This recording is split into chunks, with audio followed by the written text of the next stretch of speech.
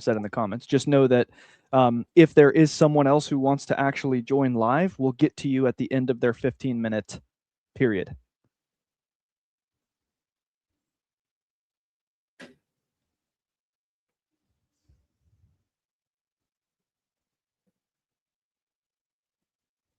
But you might get lucky and nobody come up, and then we can do it right away. Hey, shalom, Justin. Hey, shalom, brothers. How you doing? This t-shirt. I love that shirt. I got this from Sean's channel. Sorry, it was a perfect chance to wear it. I probably need to get one. Yeah. Oh man, you guys did an amazing job exegeting through that. You blew my mind in a couple places. That made it like super easy to like reason through. So thanks, brother. Yeah, that was great. I mean, I took a bunch of notes while I was listening to you guys. I kind of speed ran it yesterday, but I guess I'll ask one of kind of the obvious questions as far as like being Torah observant and everything. Before you do, I just want to say I did start the timer because we are doing a time, right? So just so you know, go ahead. Yeah, great. I think this should be fairly quick. I've got other questions, but I'll come back later if needed. The question is like, okay, so we've gotten through the discussion on like what Paul was talking about in regards to the circumcision party trying to essentially, like you guys are putting it, make slaves of these new converts and trying to like shift them away from actually following actual righteousness. So there's a question that follows as far as like what the actual Torah says in regards to circumcision. I guess, so do you guys still hold that regardless of Gentile or Jewish born, like natural born bloodline or whatever, do you still think that it's a righteous requirement of the law to uphold circumcision, not as like an entryway? And this is one of the things I really like how Trey put it, that they were trying to make circumcision kind of the entryway to even hearing the gospel and hearing about the law in the first place. So not in that regard, right? But as a righteous fulfillment of the Torah. Yeah. Great question. The obviously the central focus of Galatians is circumcision. That is the key word that comes throughout the entire letter. Trey and I mean, Trey, just a quick, do you think that our position on this would be considered the minority position, or what would you consider in terms of your understanding of just the topic generally? I would say so, especially within the modern Messianic movement, for sure. Yeah. So Trey and I are both in agreement that we believe that the circumcision that was being required by the Judaizing, by the circumcision party, was not a circumcision that was required in the law of Moses or in the covenant with Abraham. It was a circumcision that came about through man-made tradition. And we hold that Gentile, God-fearing sojourners in the midst of the assembly of Israel, and who came out of Egypt, traveling through the wilderness with them, and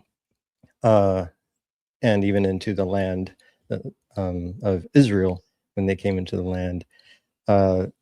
Non-circumcised sojourners in the dwellers were considered covenant members along with Israelites, with the native born.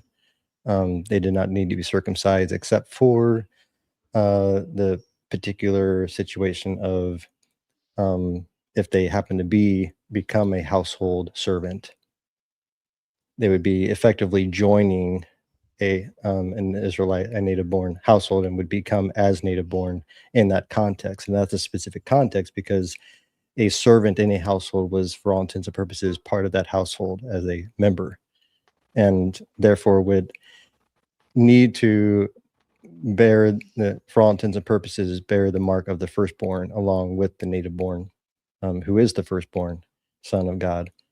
And then connected with that is the requirement for eating the Passover, the Pesach lamb, as part of that appointed time.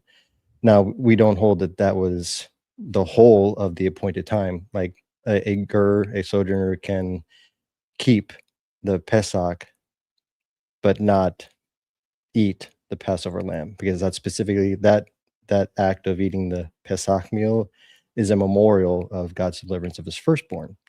And this is the way I reason through that is, in order for a ger to, a ger can't presume to eat that Passover meal that's a memorial of the firstborn if he's not himself a firstborn or has the mark of the firstborn and would take on that identity. So that's the point of that regulation in Exodus 12. So outside of that, circumcision was neither as an entry or an what's the word? Eventual. Well, perfection. Or what? Nor was it an eventual obligation for a ger dwelling in their midst. Sorry, I didn't mean to cut you off. I was just highlighting what Paul says in Galatians when he says, "You who begun in the spirit, are you to be perfected in the flesh?" So to Jared's point, circumcision was neither required to receive the spirit, nor was it required for them to be perfected. For the non-Israelites in particular. I would say, personally, from my perspective, the law, the Torah does require the sons of Israel to be circumcised and to circumcise their children according to the commandment. And the sons of Abraham are required as well, according to the covenant God made with Abraham.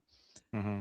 But non-Israelites are not required to, which is why you can see in Romans chapter 2, I know this isn't Galatians, but it coheres with Galatians' argument, and this is where I land the plane. You see in Romans 2 that he refers to those who stand as righteous and justified in the day of God's judgment, according to the gospel of Paul, but they're not circumcised. So as you continue with that, this comment from North, can we call in with a claim about circumcision? Yes, you can.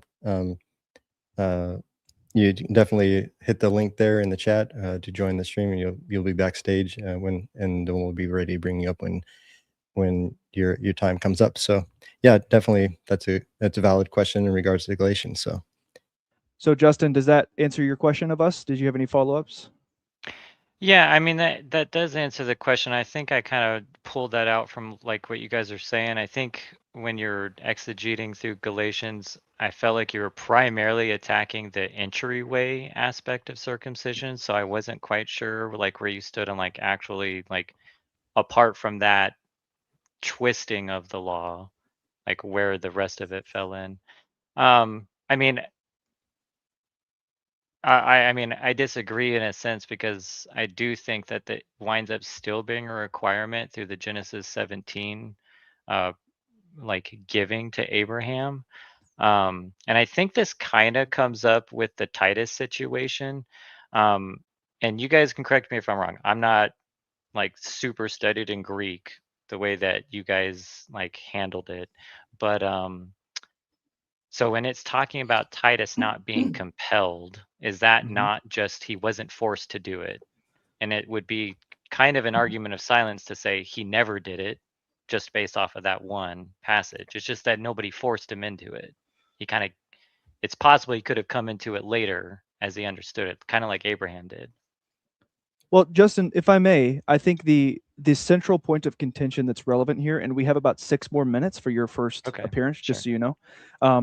The central point of contention is whether it's a requirement of the Torah anywhere for a Gentile to be circumcised, either initially to represent his status in the covenant or later as a member of the covenant. So it sounds to me, correct me if I'm wrong, your claim is it is a requirement of the Torah. Yeah. So and I think I heard you say you root that in Genesis 17.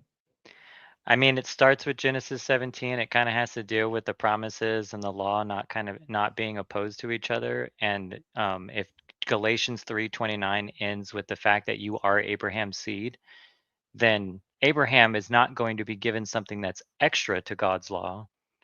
And as far as the commandment is concerned, it will be in the fullness of God's law, the commandment that's given to Abraham.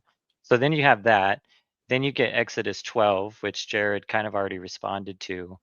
But I think then later on you wind up getting into Leviticus, where it gives the prescription for circumcising the son on the 8th day. And then this gets, I believe, gets brought up again in Ezekiel. I think it's 47 or 44 through 47, one of those chapters, where it says that no circumcised in flesh or spirit or heart is what it says will enter into the sanctuary. So we can definitely just a quick thing. You can definitely answer, Trey. But just a quick thing. We did an entire episode. I believe it was Refining Exegetic episode. I want to say 10. In regards to where Gentiles required by the law of Moses to be circumcised. You can look up that title. We did an entire episode that covers actually all the passages that you're including Ezekiel 44. And so we'll give an answer here, but definitely if you have time to check that out, because that'll more thoroughly. Sure. Thanks. Yeah. Yep, exactly. That was one of the first things I was going to say. So the other thing is you mentioned Galatians 3:29, and notice what I don't know if you caught that particular part of the exposition we gave, but notice what he says. He says, "You," and who's he referring to? He's referring to the uncircumcised Galatians, right? And he says, "You are Abraham's seed," singular. Now look at Galatians 3:16, where he referred to who the seed is, Messiah. So he's literally saying you are the body of Messiah, though uncircumcised. That is his point. You are Abraham's offspring in Messiah, despite being uncircumcised. But if you go back to Genesis 17, what you have there is the breakdown, and we covered this in that video Jared just alluded to. You have basically three groups of people: Abraham's biological descendants, right? That were required to be circumcised, slaves that were born in his house that were required to be circumcised, like Ishmael. And then you have slaves that were bought from a foreigner that were required to be circumcised. But notice his whole point in Galatians 3-4 is that the uncircumcised Gentiles are not slaves, they're sons, while being uncircumcised. So the point of they're not biological descendants of Abraham, and they're not required to be circumcised, and yet they're still reckoned as sons of Abraham because they are in Messiah. So I just don't think Genesis 17 at all implies an obligation for such people to ever be circumcised. Again, go back to Romans chapter 2. We have uncircumcised people standing on the day of judgment in justified in the eyes of God in judgment of others who are circumcised, right? What was that passage again? Romans 2. I'll read it real quick. Romans chapter 2. Oh, okay. 20, where he says, 26, if the uncircumcised man keeps the requirements of the law, will not his uncircumcision be regarded as circumcision? And he who is physically uncircumcised, if he keeps the law, will he not judge you, though having the letter and circumcision are a transgressor of the law? So you see, an uncircumcised man stands in the day of judgment as a justified lawkeeper, according to Paul's gospel, over someone else who is circumcised. So I just don't think Paul thought that Genesis 17 implied an obligation for all sons of Abraham in the spirit to be physically circumcised. But we only have about 1 minute and 45 seconds left on our timer, guys. Sure. Yeah, I do. And you can respond to that definitely, Justin. And maybe if there's another opportunity, I'd love to talk about a little bit more Genesis 17. But go ahead and finish your concluding thoughts here. I mean, I can yield there just because I think anything else might need a little bit more discussion time. So I'm happy to step back and go to the end of the line. Sounds good, brother. I guess being the first one on here, if we have other questions, do you want us to like hang out? You'll take us out of the studio or call back in? You wouldn't have to call back if you're happy to wait backstage. Okay. I can just drop you in. We do have one person waiting in the backstage who can come up, and if doesn't anybody else join, we can certainly call you back up after right, him. cool. So sounds good. All right, thanks, Justin. Okay, so just as we transition, reminder, what we're going to do now is we're going to take a minute before we bring the next person up, and we're going to scan the comments, see if there's anything we can briefly respond to. So whoever's next in the stage, just hang on a second. We're going to give it 5 minutes for us to scan and respond to comments. Okay. So, hey, Tony, shalom to you. Thanks for joining. This is an interesting comment. I just wanted to highlight it because he says first century Jews held to Sanhedrin 10:1, where all of the Jewish people, even sinners and those who are liable to be executed with a court-imposed death penalty, have a share in the world to come. So he might be paraphrasing that, but there's an understanding within Second Temple Judaism and then later rabbinical and Talmudic thought that, and I think we see hints of this in the mindset and the ethos of the circumcision party, is that if you're a Jew, you have a shoe in a sense into the age to come. But if you're a non-Jew, if you don't have the mark of circumcision and considered a Jew, you have no hope in the age to come. The blessing in the age to come is by becoming a Jew. And that's a very Qumranic. That certainly goes back to Qumran, if not a little bit further, those who came out of Babylon. That there's echoes of that. But that certainly bears on in terms of understanding the mindset behind the circumcision party. Yeah, and I think that's the exact mindset that Paul is opposing in Romans chapter 2. Speaking of which, hagios mindset, all the way back from 4:15. Jared, I don't know if you can find it. There's a lot of comments, but he just said, we are not justified by the law. And then he cites Romans 3:21. But now the righteousness of God, apart from the law, is manifested, being witnessed by the law and the prophets. Romans 3:21. Hagios, first of all, I invite you to call in, and let's have a conversation about that claim that you just made and that text that you just cited, which is a fair game in an exposition of Galatians because it's related to the argument in Galatians. So first of all, I invite you to come on and let's actually have a conversation. But in brief, 2 comments for you, Hagios. 1, Romans 2:13 explicitly says that the doers of the law will be justified. And notice, even in your translation of Romans 3:21, do you see how one instance of law is lowercase and the other is uppercase? Why might that be? Why might that be? Have you considered why that might be? The reason is because there's no definite article with the first use. It just says apart from law. But with the second use, it says the law, which is a key lexical datum that Jared and I have emphasized repeatedly in our exposition of both Romans and Galatians. And so, I don't know if you watched any of our Romans commentary, if you've watched any of our Galatians commentary. That's okay if you haven't, but I invite you to come up and talk about these texts and that claim that you've made with us directly, please. And we only have 2 more minutes, Jared, for this round of comments. Gotcha. I was doing some other things, and then I was like, I'll bring up the passage, and then a little too late. It's all good. Well, yeah, hopefully we can talk more on that if you, Hagios, or anybody else has a question on that. I do want to highlight,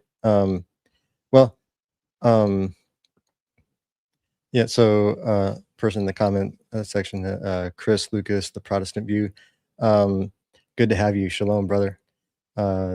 He says, this is an interesting topic to me because I often wonder if I messed up by not getting either of my sons circumcised at the time. I couldn't figure out whether I was doing something unnecessary or not. Yeah, that is that's such an well, I would just say I totally understand where you're coming from, brother. And it is a question that those of us who want to understand the Torah, want to understand how it applies to us, if at all, as believers in Messiah, as those of us who are non-Jews,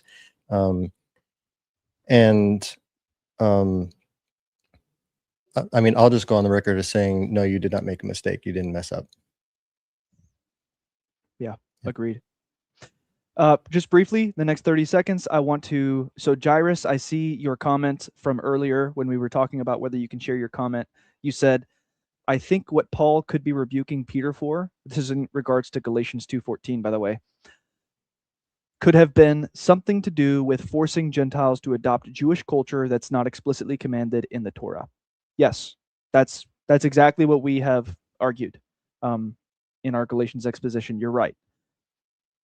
Following Jewish interpretation of the Torah rather than what the actual commandments of the Torah is. Yes, that is our opinion. Perfect timing. It's time to bring up the next guest for his 15-minute round, or her. Okay. North, I'm going to go ahead and bring you up now, okay? All right. North, can you hear me? Yes, thank you, guys. This is my first time listening, first time speaking with you. Awesome. Yeah, glad to have you. Before we let you get off to the races, I won't start your time until we do this. Did you hear us talk about the house rules? No, I just joined. Okay, perfect. Sure. So let's go over these real quick. Okay, so you're going to be the only guest brought up. You'll be given 15 minutes to discuss what you want to discuss with us. You can join back again later if we don't get through whatever you want to talk about in 15 minutes. Let us know. Do you want to talk to Jared? Do you want to talk to me? Are you okay with dialoguing with both of us? We don't want you to feel ganged up on. You're supposed to be talking about our exposition of Galatians. So if you have a question about that or a related subject, then let's get to that so we can engage with it. And we're going to focus on expositing Galatians. It's fine to go to other scriptures that are relevant, but the focus needs to be specifically on understanding Galatians. Okay, we're not going to allow this to veer to general theological topics that are presupposed, not rooted in specific texts, or just kind of preaching and table pounding, grandstanding at us or the observers. And we have a rule about righteous spirit and tongue: no slander, no scoffing. We'll mute you if it happens once. If it isn't corrected the second attempt, we're going to boot. Can we agree to all that? Yeah, that's great. Cool. All right, I'm going to start the time. Take it away, brother.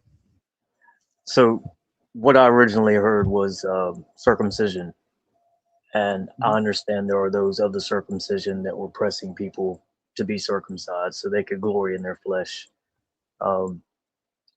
What I immediately thought of, the last caller brought up himself, was Ezekiel 44:9.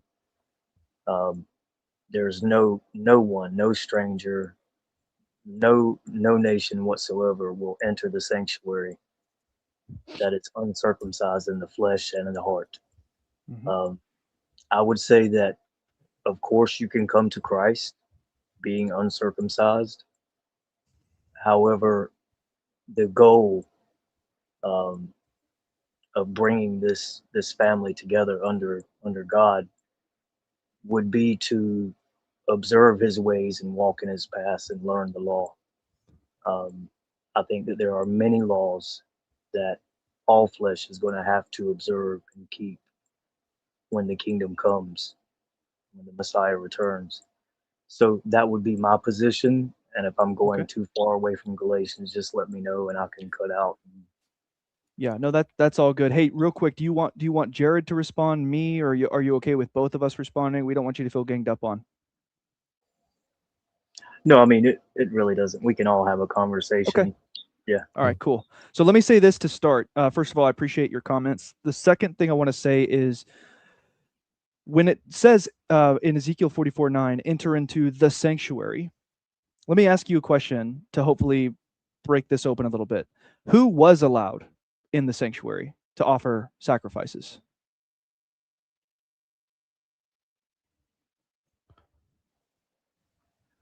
I think if we read it, we'll understand entering into the sanctuary, whether it be coming near to Him or just coming into the house. It stands for all of this. When we look at Ezekiel 44, and mark well the entering of the house, verse 5. Yep. So even entering the house. And let's look at verse 8, right? Yeah, of course. You've not kept the responsibility of my holy things. Yes. Right? And then look at verse 9. Thus says Yahweh, no foreigner, uncircumcised in heart, uncircumcised in flesh, of all the foreigners who are among the sons of Israel shall enter my sanctuary. Then his next statement.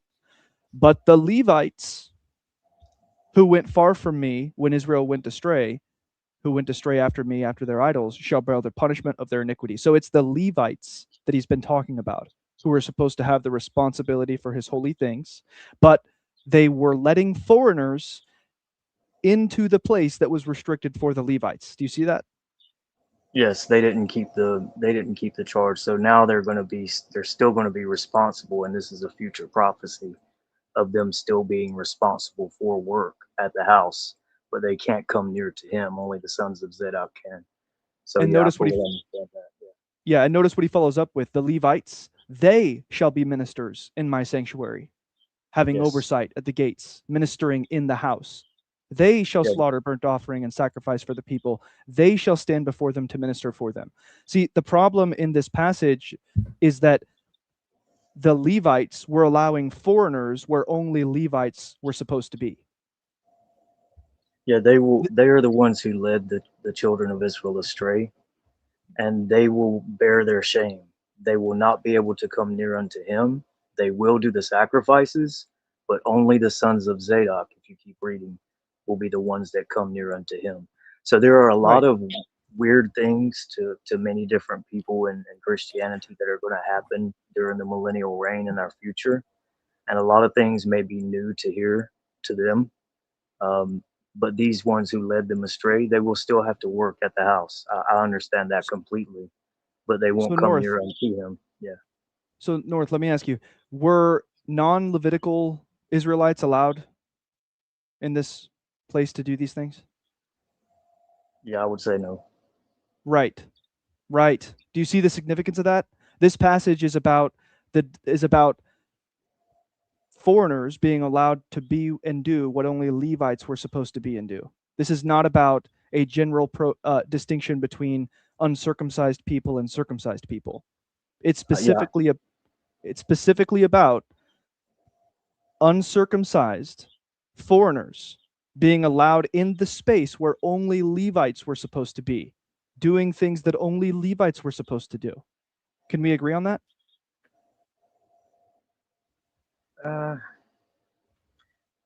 Not necessarily, because when I look at this house, it's not just like one room. There's a lot of measurements to this house. The whole pattern is the house. The laws for the house are for the whole house. So when we look at these laws of the house, we can go back to chapter 43. Show this house the pattern, the measurements, the entrance ways, the exit ways, all of the law of the house. Show it to the house of Israel so they may be ashamed. So that's very important. It's the whole house. These are the laws for the whole house. So North, are you So telling me that the Torah, if I may, are you telling me that the Torah prohibits uncircumcised non-Israelites to bring sacrifices to the temple for the Levites to sacrifice on their behalf? What I'm saying is that there are laws for the whole house. Well, we'll answer that. What do you mean by the? That's what I'm trying. Yeah. I'm trying. That's what I'm trying to get to. Well, let me just try to explain it so you'll understand where I'm coming from. So there are laws that all flesh will have to observe under penalty of death that they do not currently observe during the millennial reign when this place is built.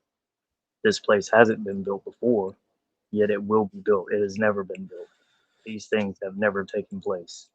Okay, so you're saying that the law will change. It will be different.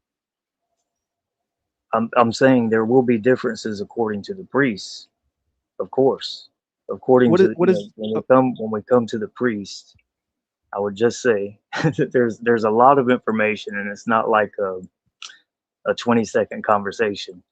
I would just like to point out, and do you agree that all flesh upon the face of the earth will have to observe commandments and laws of the Torah under the penalty of death in the millennial reign that they do not currently have to do? Yes. You agree with that, right? Okay. Yes, but let's get back to the point of contention, because remember when you first called in, it was about circumcision and whether people needed to be circumcised. And you brought us to Ezekiel 44.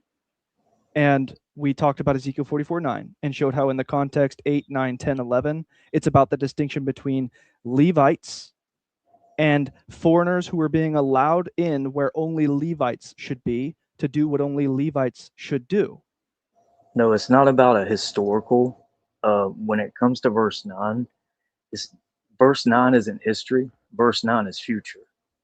Now, when you get down to the Levites who led the children of Israel astray, in verses 10 and so on, that's past. That's in the past. That's history. But when it comes to Ezekiel 40 through 48, these chapters, this house hasn't been built. The laws of this house, the pattern of the house has never been built. Now, the Levites existed and they did lead people astray. They will bear their shame. They will not be able to come near unto the Lord in the future, but they will do sacrifices in the future.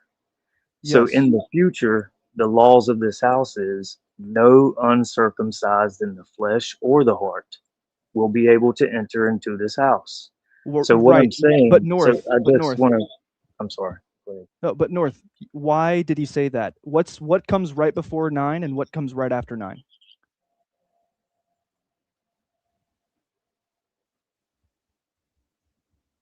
When we're speaking about what's coming before 9 and after 9, it's about the priests that existed in history that led the people astray.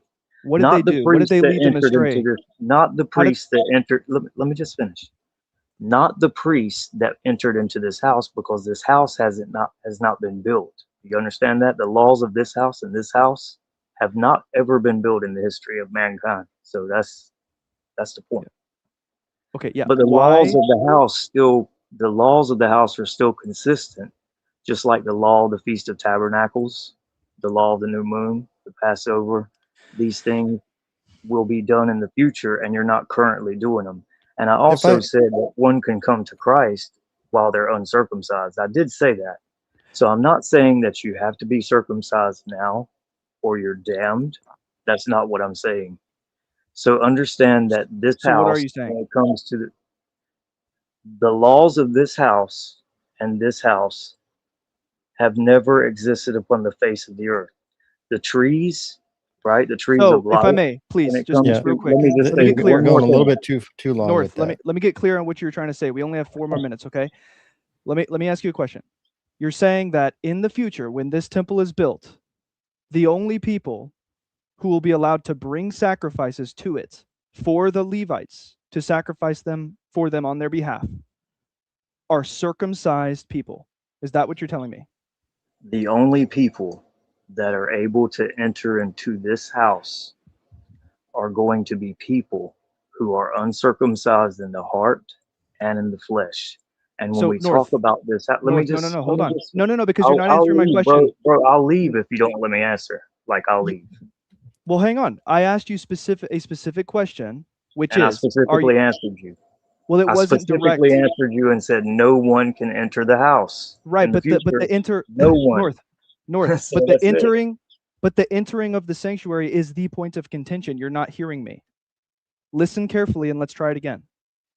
Are you telling me that what verse 9 means is that no one who is not circumcised can bring animals to the priests to have them sacrificed on their behalf? Is that what you're telling me? Yes or no?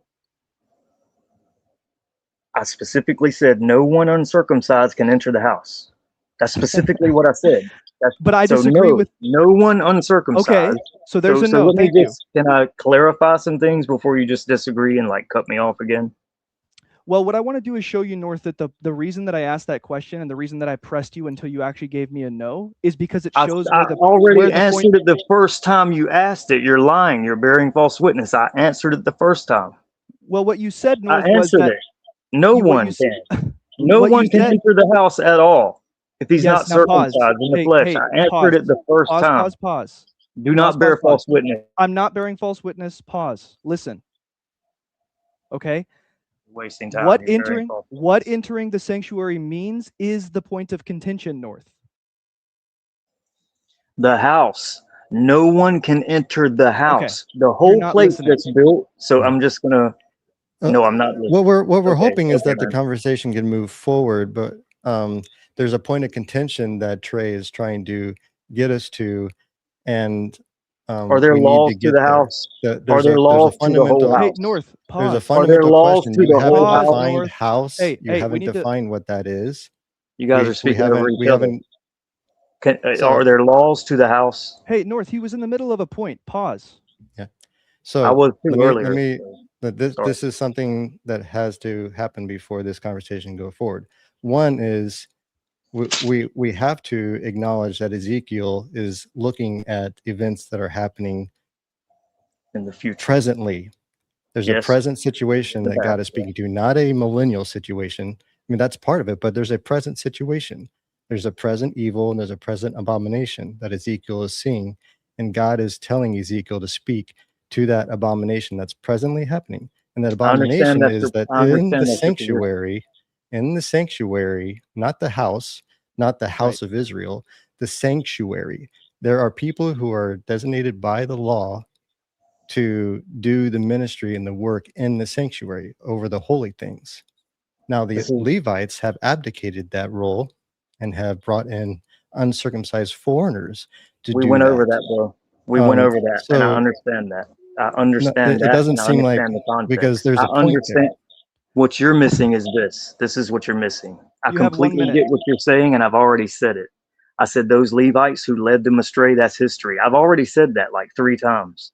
However, the laws of just let me finish, bro. Yeah. Please have order. Please have order. You got 45 so there seconds. are laws.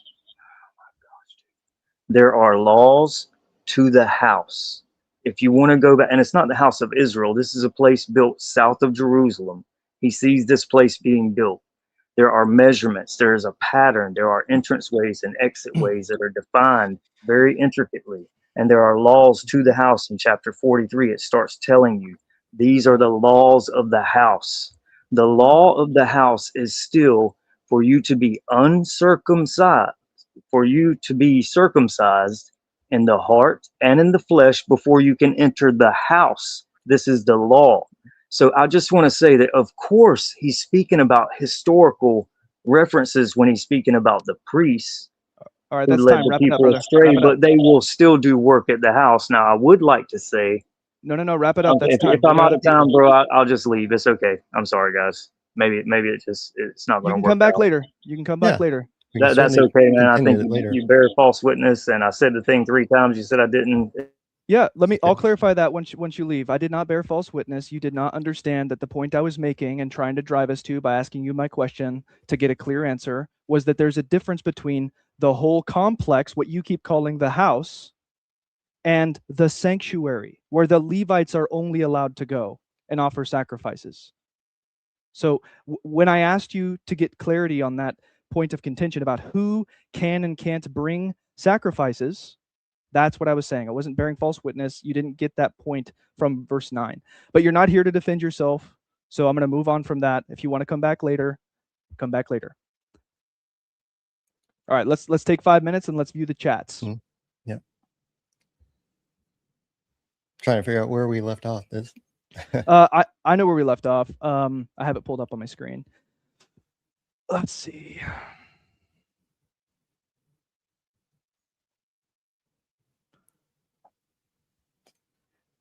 Circumcision, Tony, in the first century didn't have the same definition as when Abraham was given it or when Moshe was told to have it part of the Sinai covenant. Yes, that's a key point that we've emphasized, that we believe is the case, that the circumcision that this particular sect was imposing on both Jews and Gentiles is not the circumcision that God commanded Abraham, and it's not the circumcision that God commanded Moses.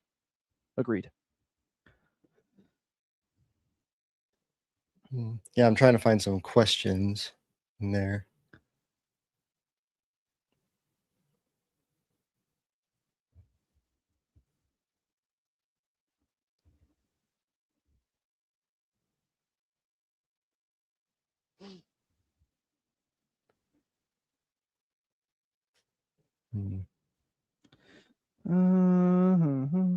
Let's see.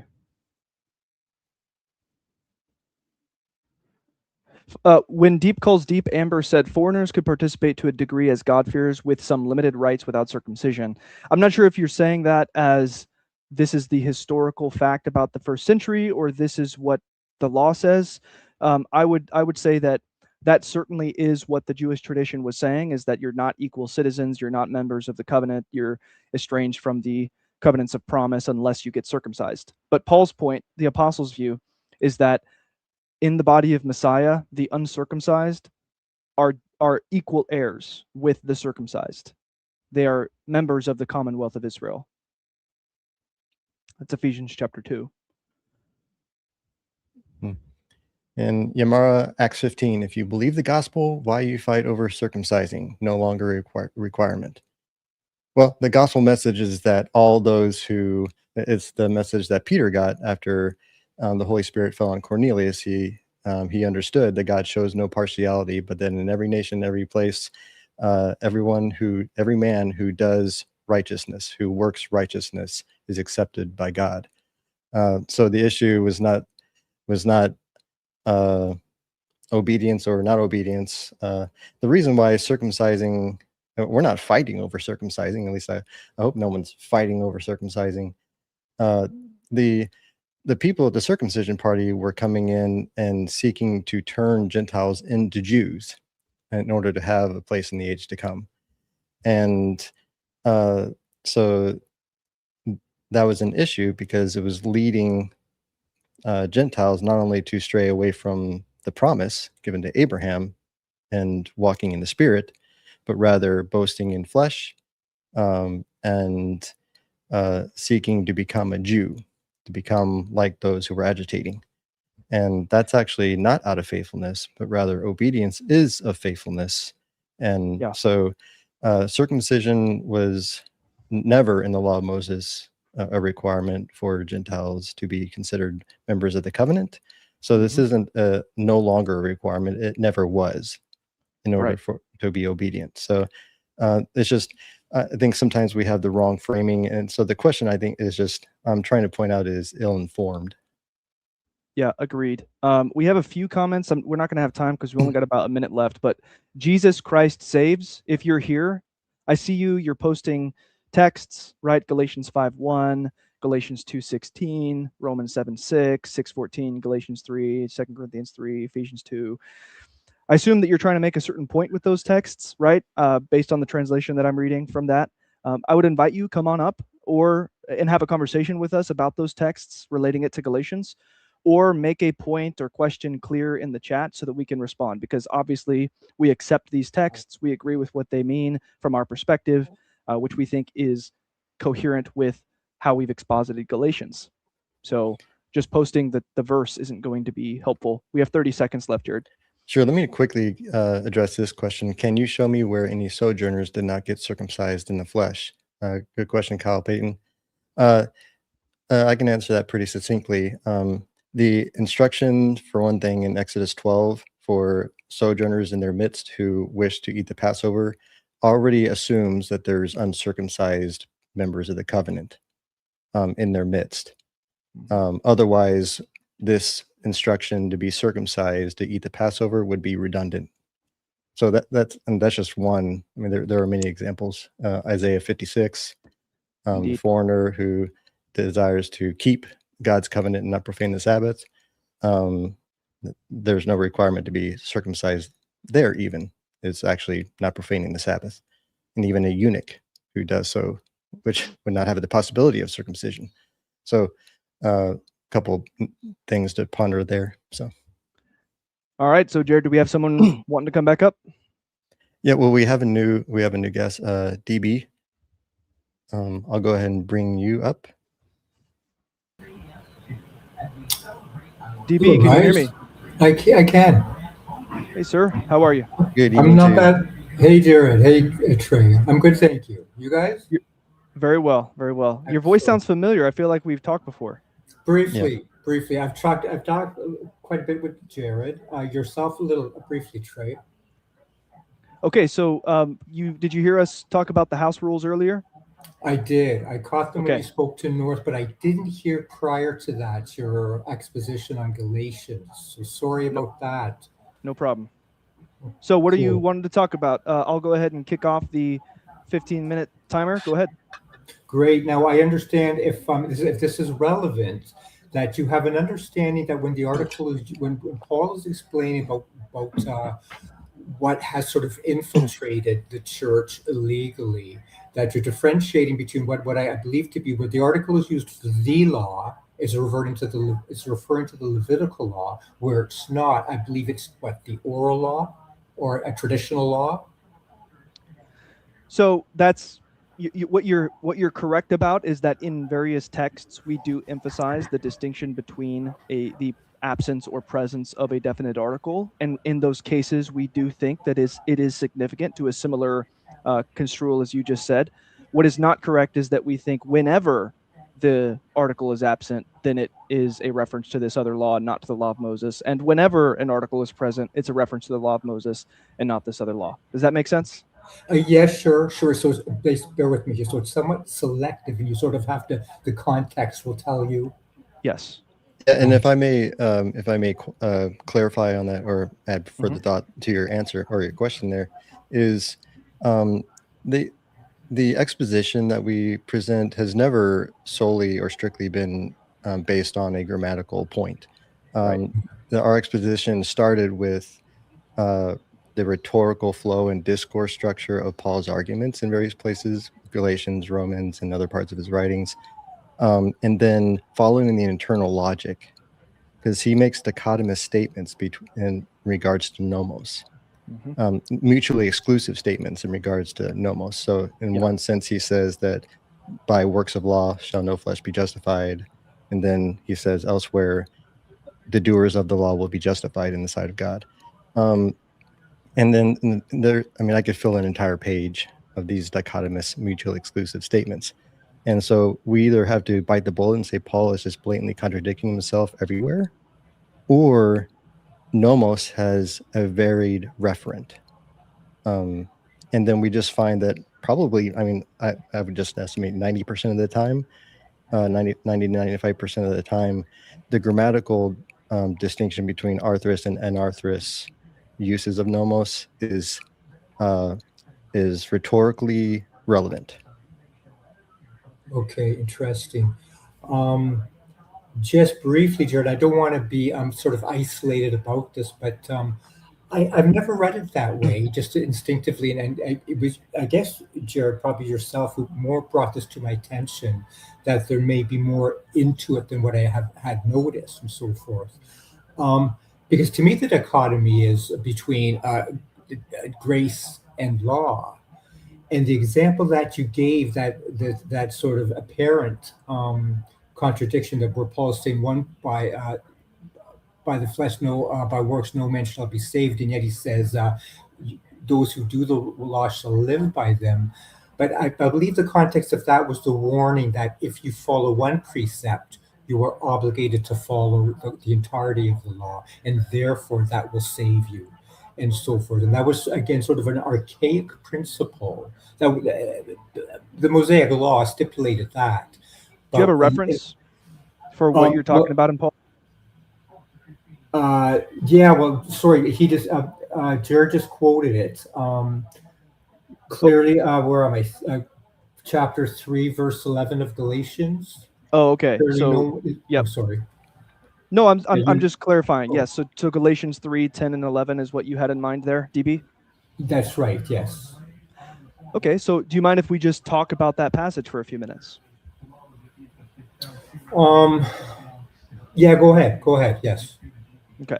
And by the way, I don't want you to feel ganged up on. So if you want one particular person to engage with you, feel free. And if you want to talk to Jared, that's okay. But you let us know. Okay. Oh yeah. No, thank you for that. No, I prefer to talk to both of you. Okay. Great. So I'll just kick this off real quick. If I understood you correctly, what you said was when he says, "For as many as are of works of law, ergon nomo, they're under a curse. For it is written, cursed is everyone who does not abide by all things written in the book of the law to do them." What you said was, Paul's point here is that those who try to be obedient to the commandments of the law are cursed because they're not being obedient to everything that the law requires of them. Is that what you said? Well, the curse is the yoke, that it's a burdensome, it's a very onerous task to have to follow the 613 precepts of the law. And he's saying that one, if you abide by one, and you're establishing that as a rule, in order to live by them, you must follow them in its entirety. Okay, but does he say that here? Well, well, sure, that would be my understanding with this Yeah. as what I've always sort of casually, the laws are Yeah, based. I understood that sorry. that's what you were saying, is that that's how you understand this logic to go. So yes, you think that his point is you're under a curse because you can't be obedient to all the commandments, and you just even said the 613, right? Right. Okay, so let me challenge that a little bit. So first and foremost, do you think it's actually true that any individual person, whether Jew or Gentile, and let's throw Jesus in the mix, was ever obligated to all the commandments of the law of Moses? Yes, I believe the entirety of the Old Testament they were, or no, even up to Jesus. In my opinion, Jesus' ascension up to that point, even Jesus was under the law. Yes, I So think. let me, yeah, no, I get you. We're talking about what you think, and I want to understand it and then respond to it.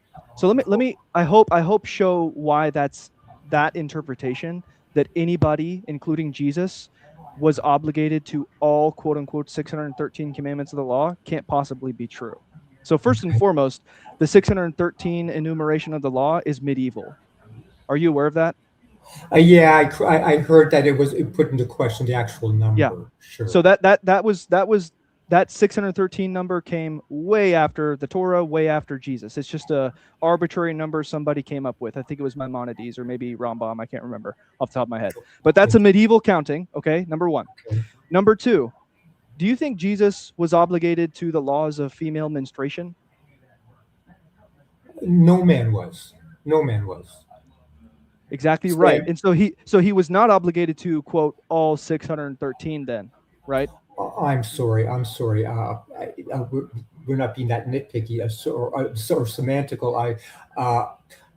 He was obligated to everything that Samuel was obligated under, that David was under, that uh, ever since the time of Mount Sinai, the giving of the law, that all the males were under.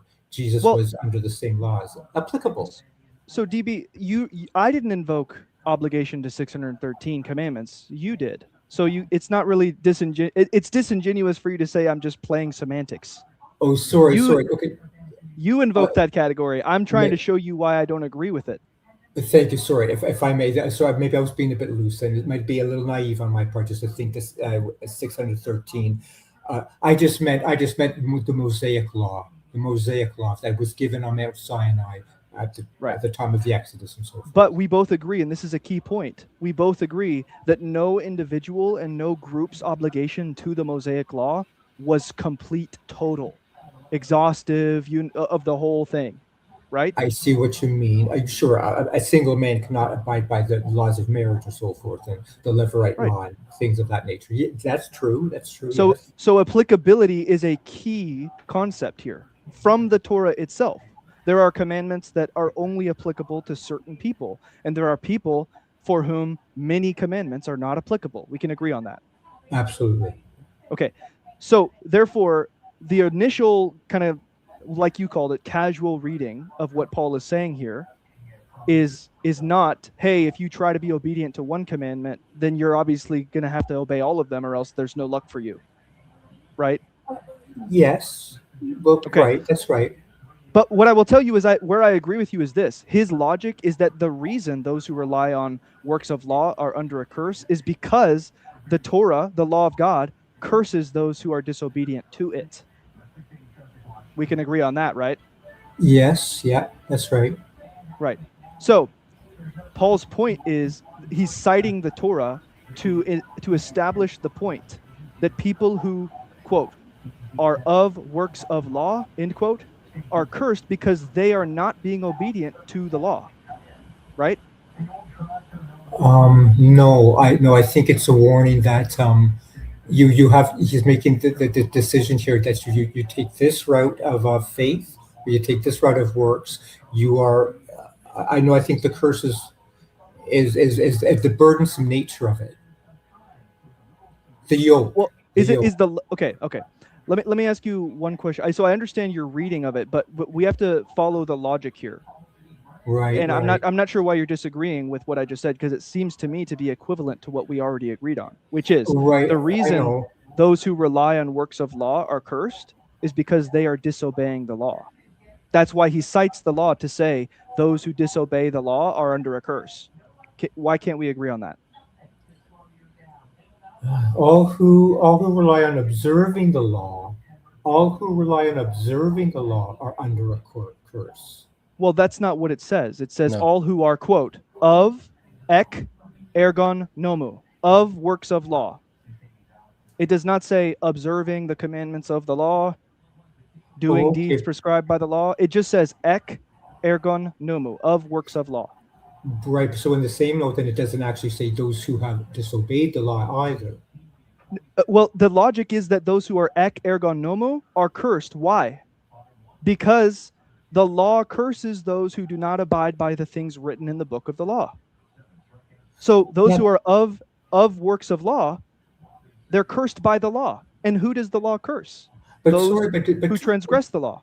Well, of course, but that's a little, bear with me here, a little redundant for Paul to state that, because that goes without saying there are penalties to the law. And if you transgress a certain statute, you'll be punished and cursed. I'm sorry, I think that's a bit. Why would that be redundant? Why would that be redundant? He's citing the law where it says that. No, right, but I'm saying no. The curse is the obligation, like the freedom that grace gives you. The curse is having to be under that yoke. Okay, so let's go with that point of contention. Let's go with that point of contention for the next 3 minutes, okay? Yeah. Because that's all the time we got. So what you just told me is that the obligation to the Torah is a curse. Yes. That's what I heard. Where in right. the world did you get that from? To me, from verse 10 and 11, that the dichotomy is between grace and law, and I would rather be under grace than under law for fear of being susceptible to sinning just to so many fastidious precepts and so forth. Okay.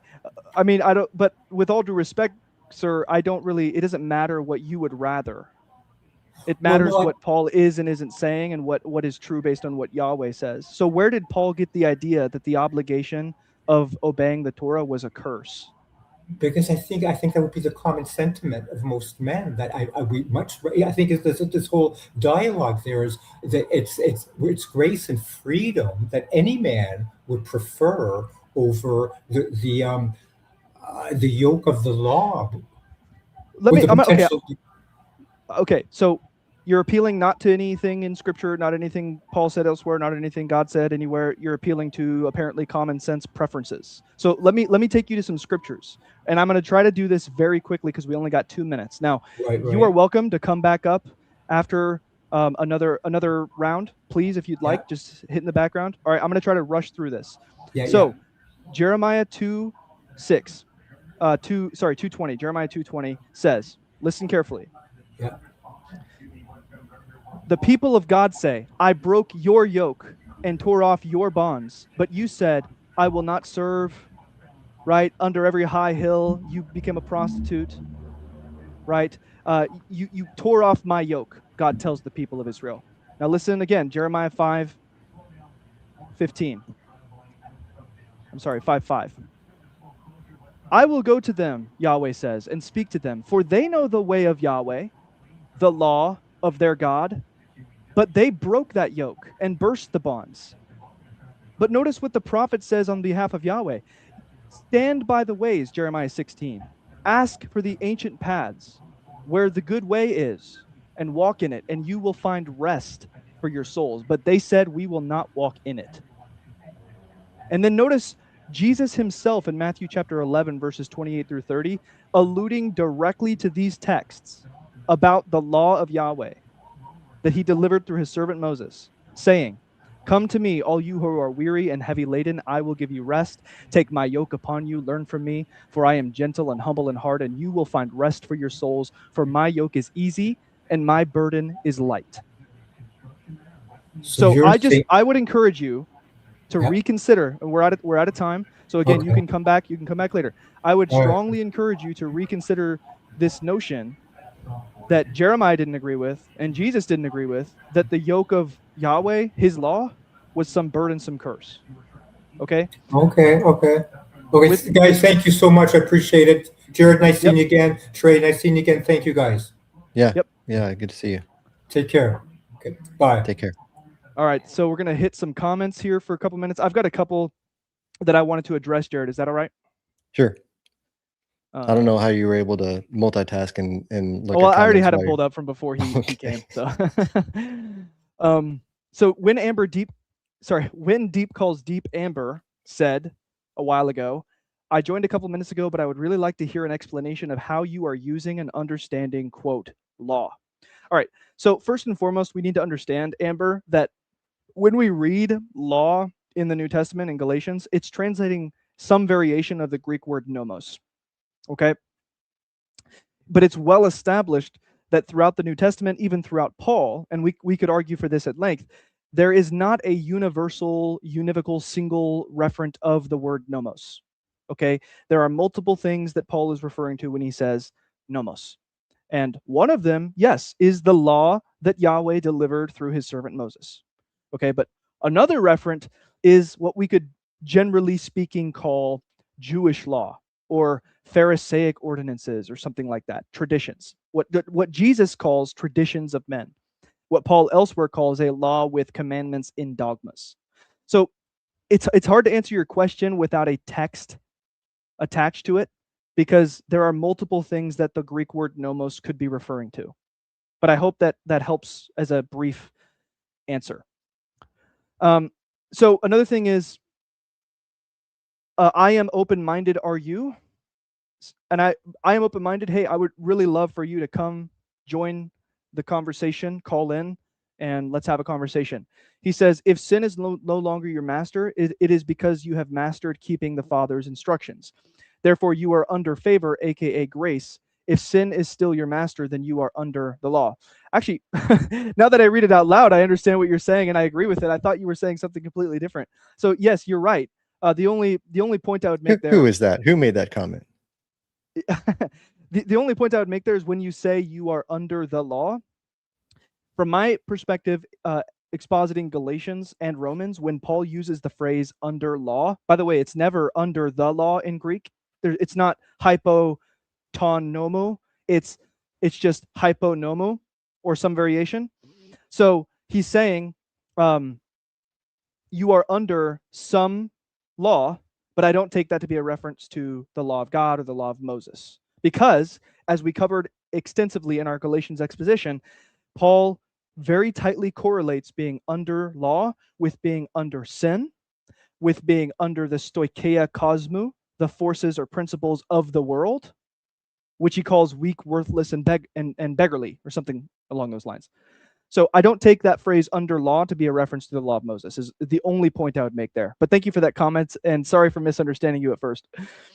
No, I was actually wanting to know what was the name or the of the commenter I am there. open-minded, are you?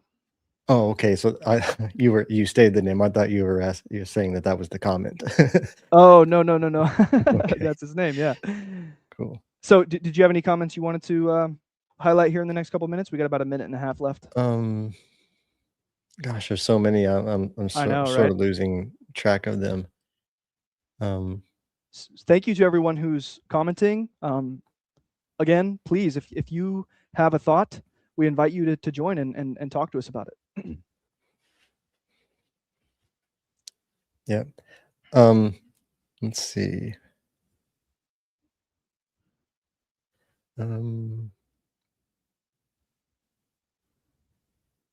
Ooh, yikes. Yamahara, X4Z, don't go back to the Old Testament. Oh, yeah, I saw gracious. that earlier. It's interesting.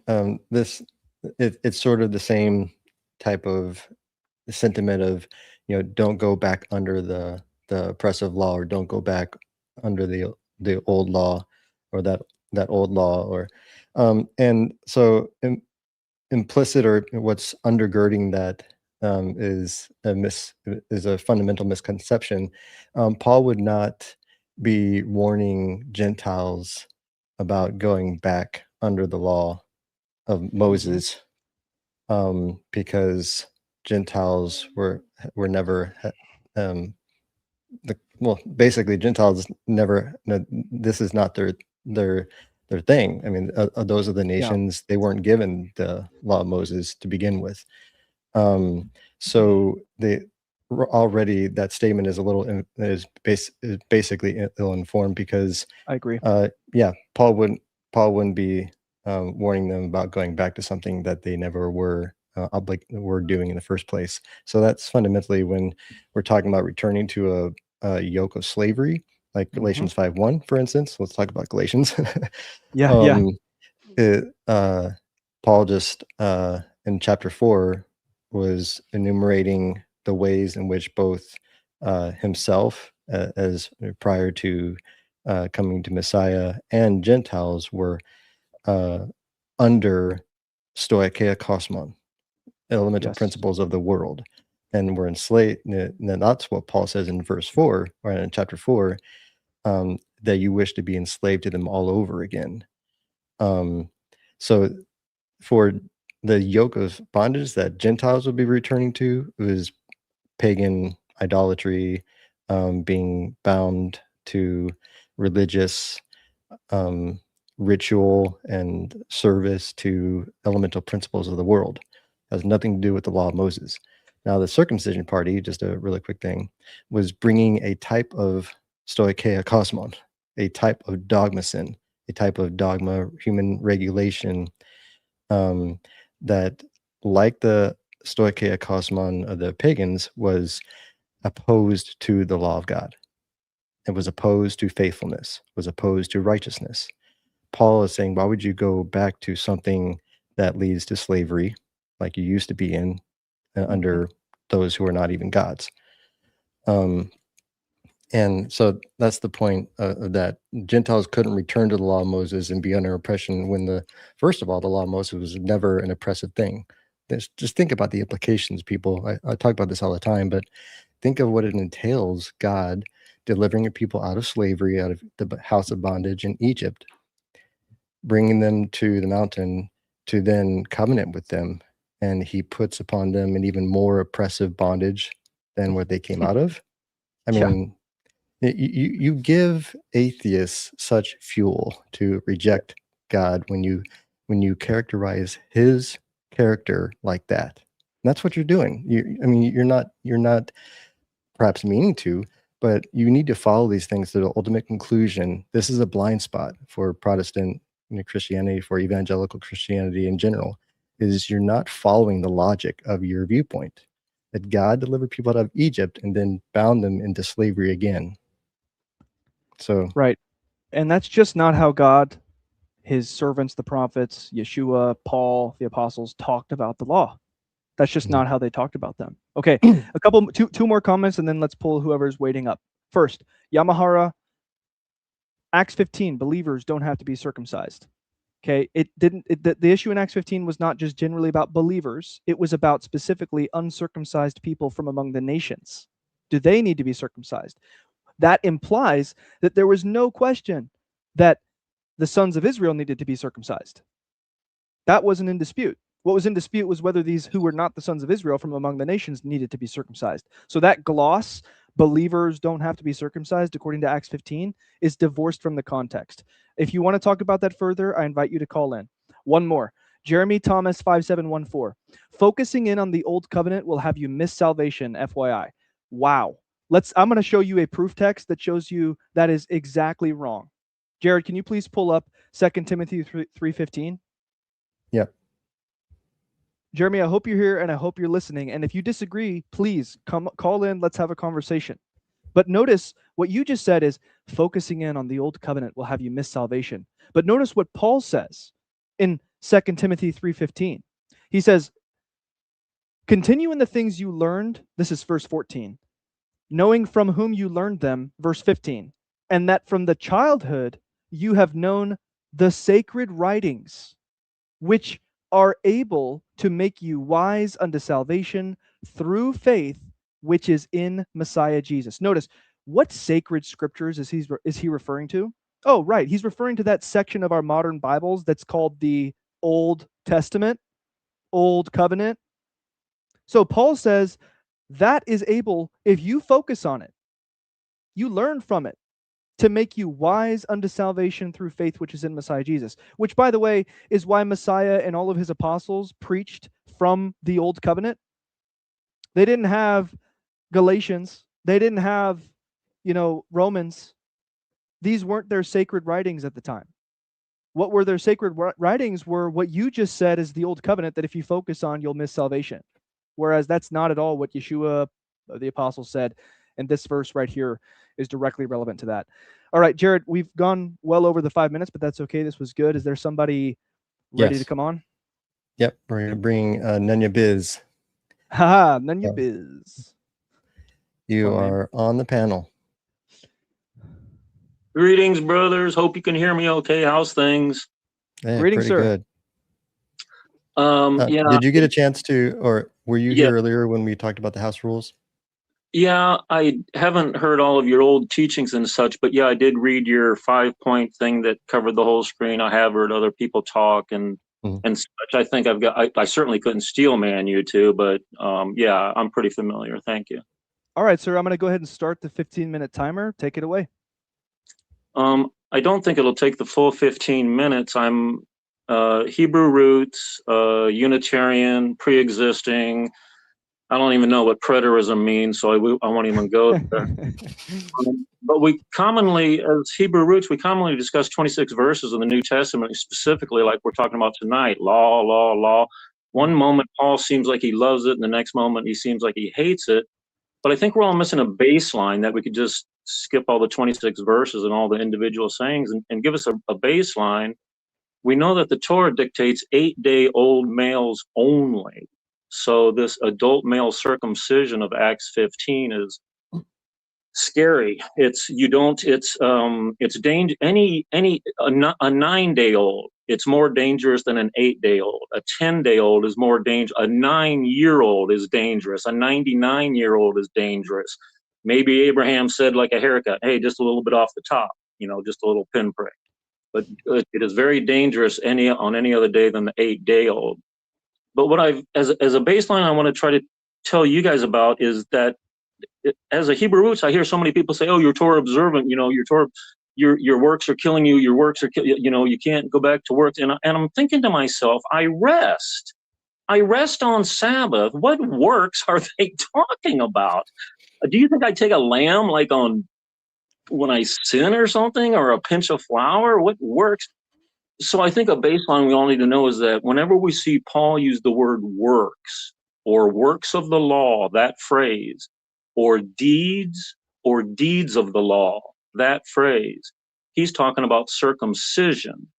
Now we know by prior that it's only 8-day-old males, but the context is usually the Pharisees speaking of adult male circumcision specifically for salvation.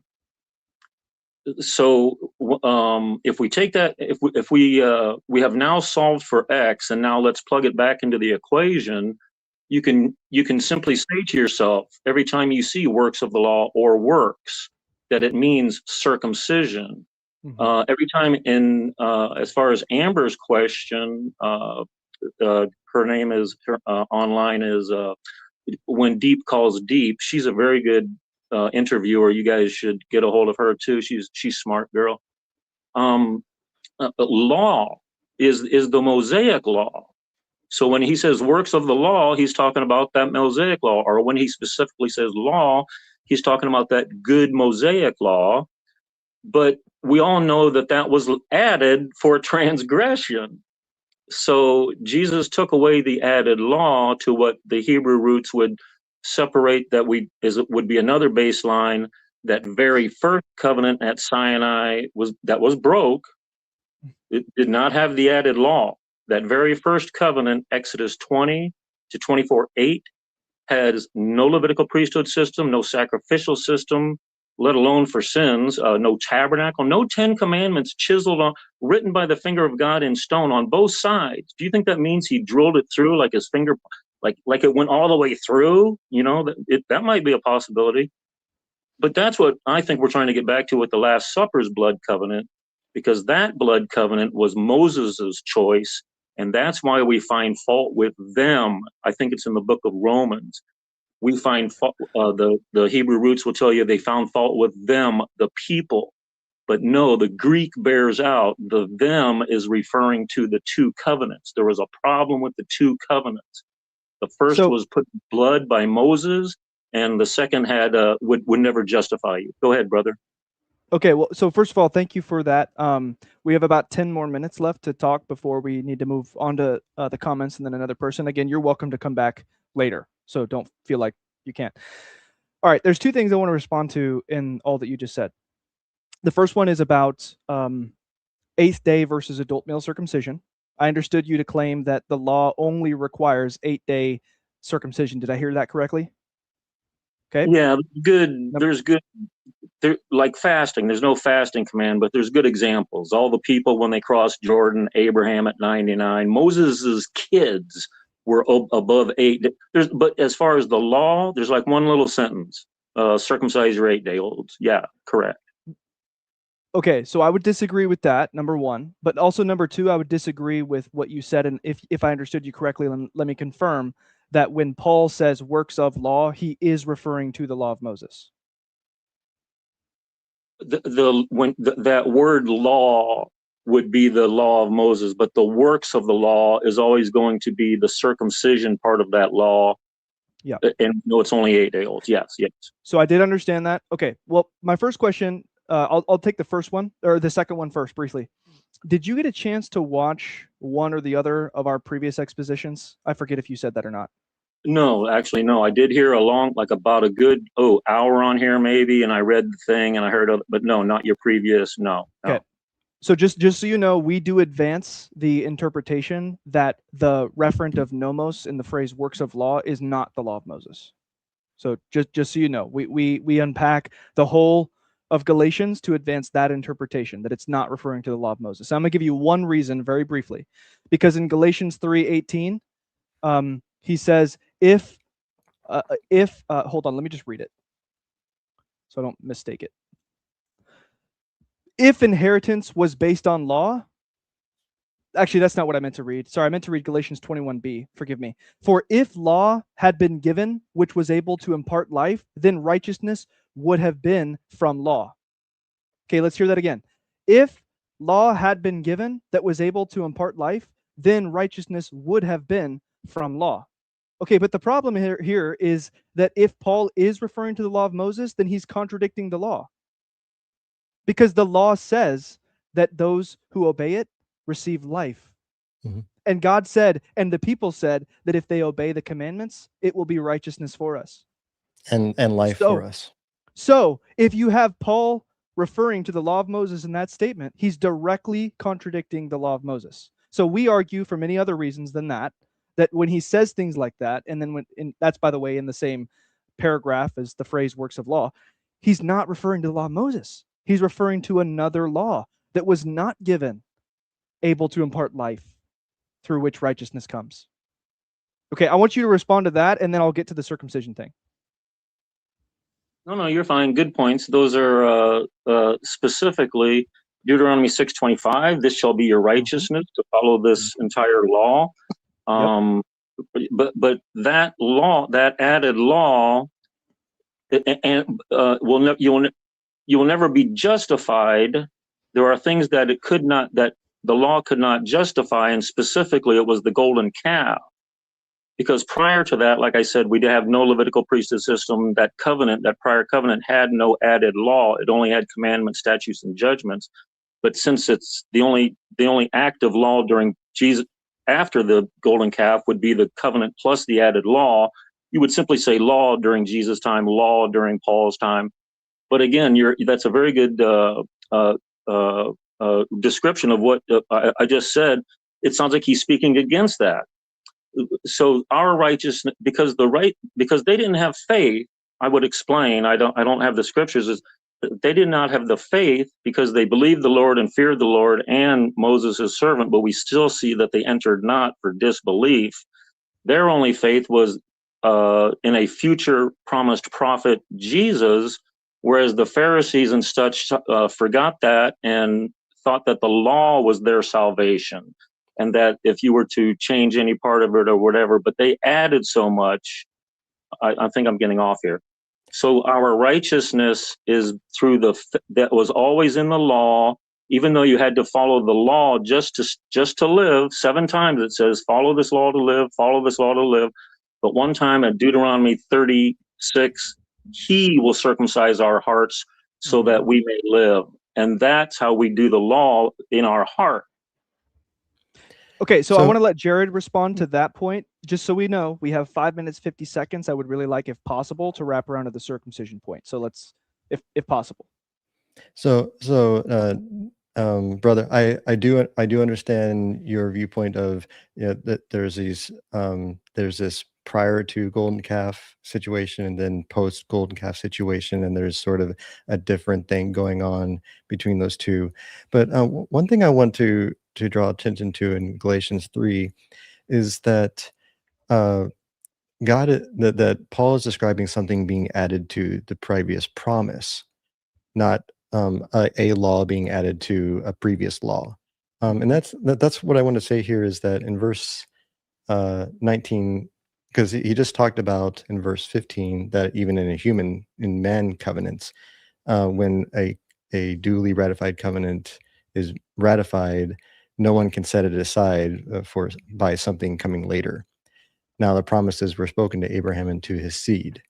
So the point here is saying that the law that comes 430 years later doesn't supersede the promise that was previously ratified.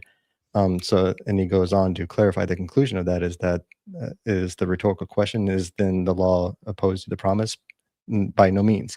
So he's just clarifying his point that from a principle of a greater to a lesser, the law that comes 430 years after the promise doesn't nullify the promise, and it's not opposed to the promise.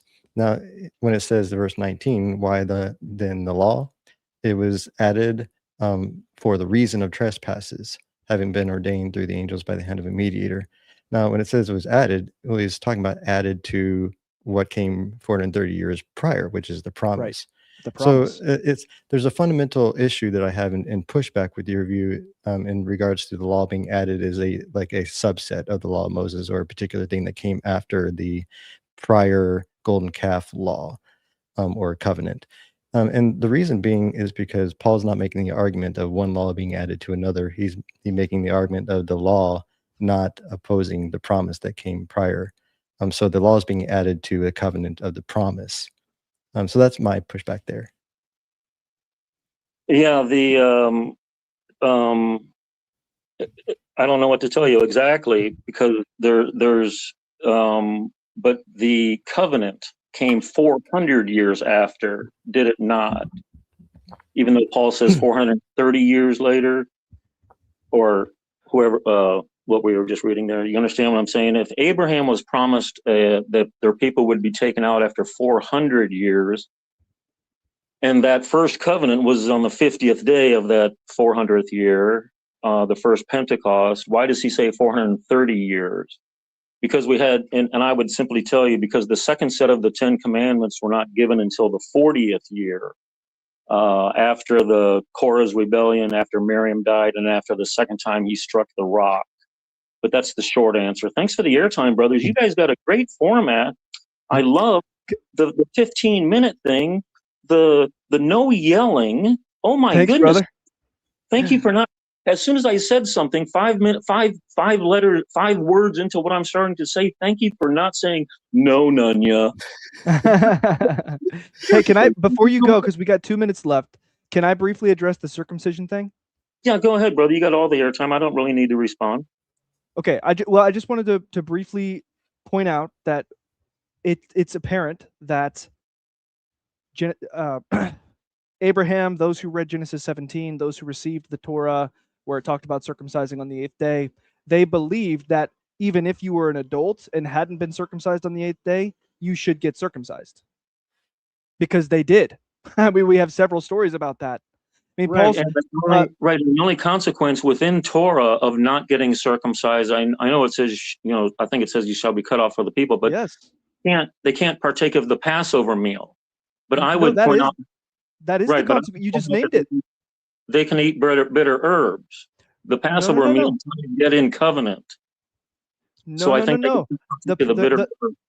The consequence in both cases, in Genesis 17 and in the law of Moses, for someone not getting circumcised, who is obligated to be circumcised, is being cut off from the people, which is either death or excommunication. So that very strongly implies, as well as the stories of the adults who did get circumcised, that it was understood that the obligation remains. If you are obligated to be circumcised, but you weren't circumcised by your parents on the 8th day, then you should get circumcised as an adult. Which is why, by the way, Titus, oh my goodness, did I just get the name wrong? Yeah, sorry.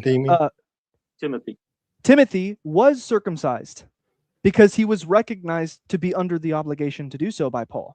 But Titus wasn't. Because it was Passover, quite frankly. The whole town knew his father was a Greek, but all of a sudden, Paul shows up and we have to I think it was Passover, quite frankly, because then he immediately rushes to go to Antioch for Shavuot in the Greek. Love you, brothers. Yeah. Okay, real quick, we got literally 10 seconds. Regardless of what time it was, the reason he got circumcised was because everybody in the case, even though he wasn't circumcised at 8 days old, understood that the law required him to be so, even as an adult. That's my point. Okay. Thanks. Thanks for coming on, Ninja Biz. All right. So I do want to address a few comments. First and foremost, so North, I hope you're still here. Thanks for appearing. I think you were one of our first guests, if not the first guests. You said, I answered it. You are bearing false witness and repeating to waste time after I had already conceded. So what I want to do real quick, because sometimes in conversations, North, if you're still here or if you see this later, things can get heated. I think he said he's out of here. They can go quick. Well, I hope he watches later or for the purpose of the benefit of the audience, but they can go quick and things can be misunderstood.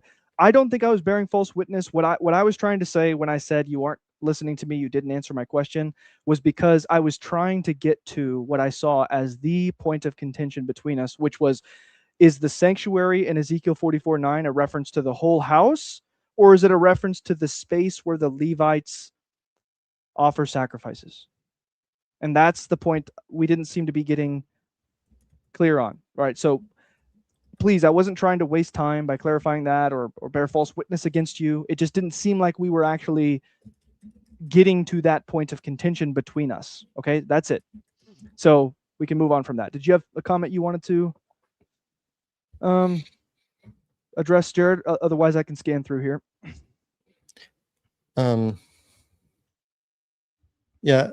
Only to say, just for the sake of this isn't like, oh, we need to defend ourselves or anything like that. It's just for that's really borderline breaking the fourth rule that we had in terms of slander. There was no basis for saying that accusation towards Trey.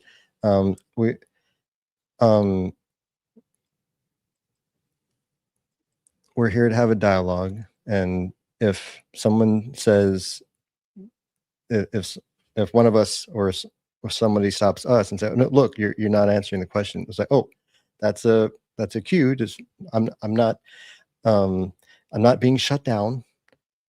This brother has a contention that it seems like we're still not getting to. So let's get to that.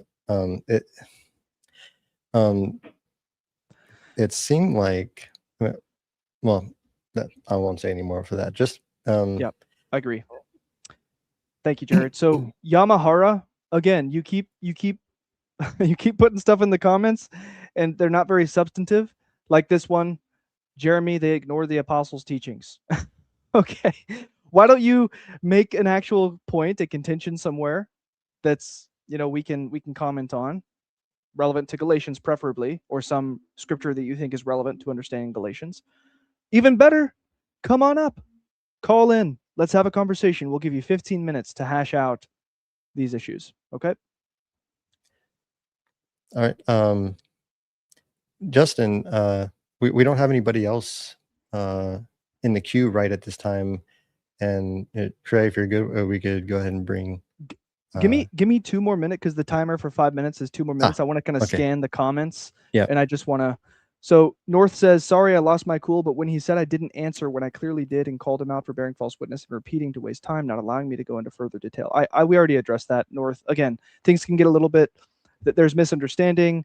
I did not intend to bear false witness. I don't think that I did bear false witness. I hope we can have a better conversation in the future, brother. Let's see. Seeking the kingdom. No, that's Justin. Never mind. Justin, you can come up later. Yeah, who cares about Justin? Yeah.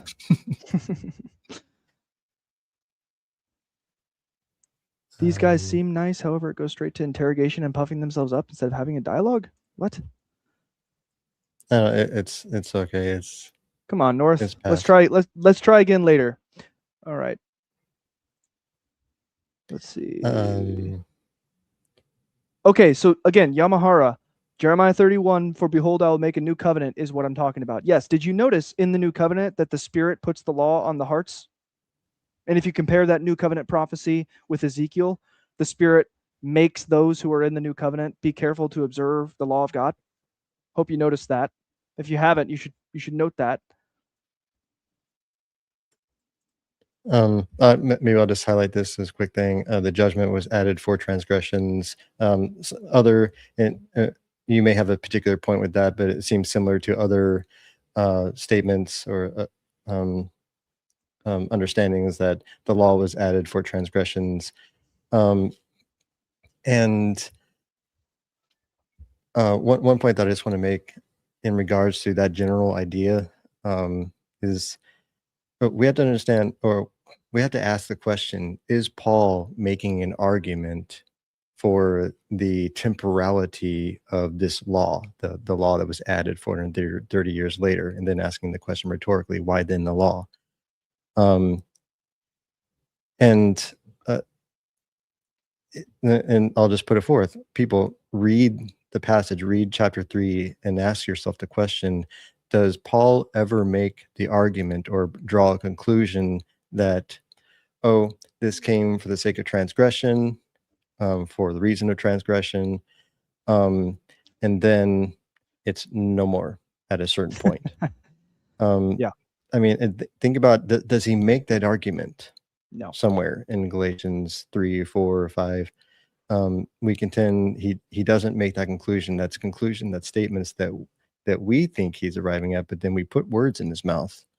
When it says, we might have already touched on this, but the fact that the law was added for the reason of transgressions is to make something known. And he brings this up later on in chapter 3 when he says,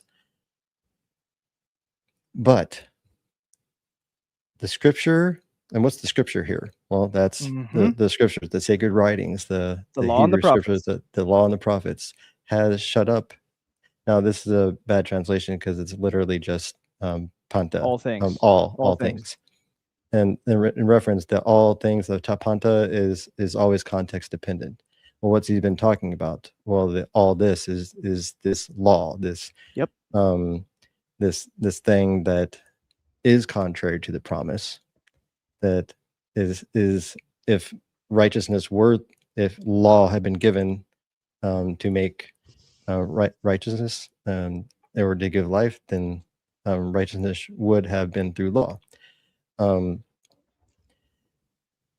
that's the previous statement. But it is evident that the law and the prophets has shut up all that as under sin. In other words, the law identifies that that's sin because it transgresses the law and puts you under a curse. So it is opposed to the promise. Yeah, so works of law is opposed to the promise, but there is the law that is not opposed to the promise. So in fact, something else is being done away with through the faithfulness of Jesus, and that's law of sin. The Romans 7:25. Yeah, and another law that is at work, that we find at work in our members when we walk in the flesh. So just bear something like that in mind. Good stuff. I just want to please, no, go ahead. No, I'm just reading the internal logic of his argument as he works through chapter 3, and we need to stick very closely to the things he says and not import things that he's not saying. Yes. Very briefly before we bring whoever's next, if that's Justin, great. If not, and I just want to say, hey, if you are here in the comments or you're watching, you disagree with anything we say, you have a question, you want to comment about Galatians, please call into the show. The link's pinned in the YouTube chat there. But before, I just want to make a couple comments about a couple more comments in the chat. Walter WD. Did these guys forget to read Galatians before hosting a live stream on Galatians? Not only did we not forget to read Galatians, we have roughly 6 hours of content where we just for the past 2 weeks did a walkthrough of Galatians 1 through 6, expositing it from our perspective. So please, I point you to that. But if you have substantive comments you want to make them in the comments. We'll get to them when we can, or come up, call in, and we'll talk to you about it. The last one, North, I'm out of here. There are thousands of young people using these tactics, and it is shameful as they constantly bear false witness, interrupt, and attempt to interrogate elders. I don't know why this all of a sudden became an issue of youth versus elder. I assume that you think you're older than me. That might be true. But we're here to talk about, our perspective. So if you come up, then that's the goal. We're going to follow the rules. We hope you follow the rules as well. All right, Jared. Okay. Justin, you're back. Yeah. Hey, good job, guys. So I know the rules. I want to spend my first 5 minutes and only 5 minutes, Trey, on the circumcision stuff, and then move on to some other kind of hopefully more interesting things. Some of it has to do with like what you were talking with North about and what you were trying to, I think, draw out with him. So in the Ezekiel 44:9 passage, I think what you're trying to get at, if I can steelman it, is that the specific area that passage is talking about, the sanctuary, is the shrine room, essentially, which kind of gets repeated. I think in Revelation 22, where it says there was no temple because God and the Lamb are the temple, where the Greek word is equivalent there for shrine room. Yeah. Okay. Yeah. All right. So I think what North was trying to say is I don't know. I don't want to speak for him, but in my understanding, I would understand it the same way. I can acknowledge that they're not allowed to go into that place, but the house overall also maintains that same distinction. And I would just point to Isaiah 52:1, because when he talks about specifically Zion, he says, no one's going to enter you, like the entire house, the entire city, that is uncircumcised or unclean. So the uncircumcision that verse 9 in Ezekiel 44 is talking about would have to also correspond to the entire house and city. So I get the argument. I disagree, but I just want to be very clear about this real quick. So you understand my point about Ezekiel 44:9. In context, it's specifically about the space in which only the Levites should be doing what the Levites should do. Yeah, essentially the Holy of Holies, that area. Where the sacrifices are actually made, right? Well, the sacrifices are made presented, outside according presented. to where they're presented. Yes. Okay. And so your point is that you think a better text to make the point about the whole house prohibiting uncircumcised people from entering is Isaiah 52:1. Yeah. Okay, so let's talk about Isaiah 52 then, because I think we've already kind of cashed out the things we need to talk about Ezekiel 44. 5 minutes. We're shotgunning this, okay? And Trey, do you want to go back to Isaiah 51 and the end of there first, or? Well, let's do this. Let's read the text he's appealing to, and then we can talk about the context. So the text he's appealing to is Isaiah 52:1, where it says, "Awake, awake, clothe yourself in your strength, Zion. Clothe yourself in your glorious garments, O Jerusalem, the holy city. For the uncircumcised and the unclean will no longer come into you. Shake yourself from the dust. Rise up, O captive Jerusalem. Loose yourself from the chains around your neck, O captive daughter Zion." All right, so this is the text. I understand why you would think that the point being made here is that no uncircumcised person will be allowed to enter Jerusalem. I myself have read this text before and thought, oh, that seems to suggest that. But here's the thing. In context, he's talking about those from the nations, the uncircumcised pagan from the nations who are coming and entering Jerusalem for a specific purpose, which is to make them captive, to destroy Jerusalem. He's referring specifically to what we know happened, where the Assyrians and the Babylonians came and destroyed Jerusalem. And basically what he's saying is That's not going to happen again. You're not, when he says enter into you, he doesn't just mean some bland universal sense of no one who hasn't been circumcised can physically be in Jerusalem. He means, this is my perspective, this is my response to your point. He means there will never be another invasion of Jerusalem by the pagan nations who aren't circumcised. Okay. I mean, I can get where you're getting at, because this is how David talks to Goliath. Like, who is this uncircumcised Philistine? Yeah. Okay. I mean, I get that. I would Yeah. just, I would contend that there's this connection here between Isaiah 52 and Ezekiel. So I don't want to belabor the point. No, that's There okay. is an identity thing here that I think is going on both in Galatians and throughout the scriptures as it pertains to strangers joining themselves to Israel. And I don't know where you guys stand on all of this. My question would focus in on Leviticus 12, which Dunya had actually just brought up, as far as so within the Torah, apart from the covenant to Abraham, you get the instruction, and he says, "I speak to the children of Israel that that when a woman has given birth to a man child, he's supposed to, or they're supposed to circumcise him on the 8th day, right?"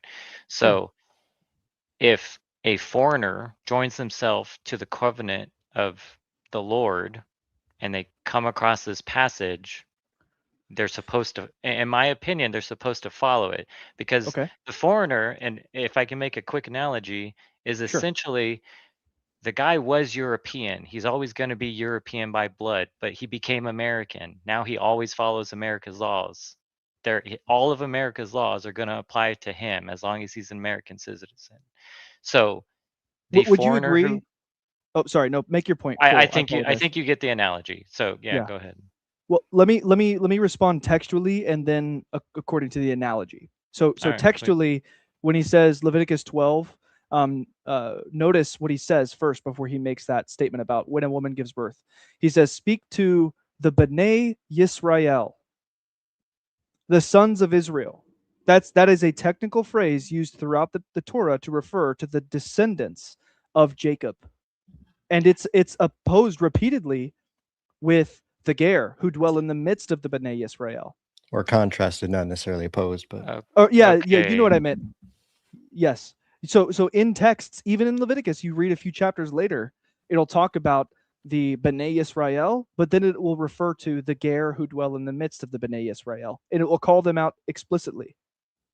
So my point would be, this is a statute specifically directed at the Bnei Yisrael, just like the text says. So that's my textual comment. Okay, can I ask a clarification on that? Okay, so I understand that textual argument. You said you guys you keep Torah, correct? Yes, okay, we strive to. Absolutely. Do you keep like the dietary instructions as well? Yes. So then textually we can back up a chapter and they say the same thing, and we would not agree that those dietary instructions don't apply to you just because it says Ben Israel. So then when we move into Leviticus 12 and he uses the same phrase, we don't just shift it, right? Well, I get your point, but here's the thing. We actually have apostolic halakha about this exact point in Acts 15. Like in Acts 15, they explicitly apply food commandments from the Torah to the non-Israelites in their midst. Not eating blood. And not eating things strangled, which by the way, things strangled, sure. Which by the way, both of those things imply that they were expected to follow those food commandments too. Sure, and so we would contend that they were going to be taught the rest in synagogue on Shabbat. Yeah, sure. Yes, I mean I agree with you about learning more about what applies to you and so on. But my key thing is we have explicit apostolic halakha about non-Israelites being obligated to the food commandments. What we don't have is explicit apostolic halakha about non-Israelites being obligated to circumcise their children on the 8th day. In addition, what we do have is apostolic halakha about if you were found yourself to be circumcised, stay that way. If you're found to be uncircumcised, stay that way. And you're going to have uncircumcised, righteous non-Israelites standing justified on the day of judgment at the last day. right? So I would rest my case there with respect to, I don't think the apostles believed that commandment from the Torah was an obligation for non-Israelites in the ecclesia that they founded.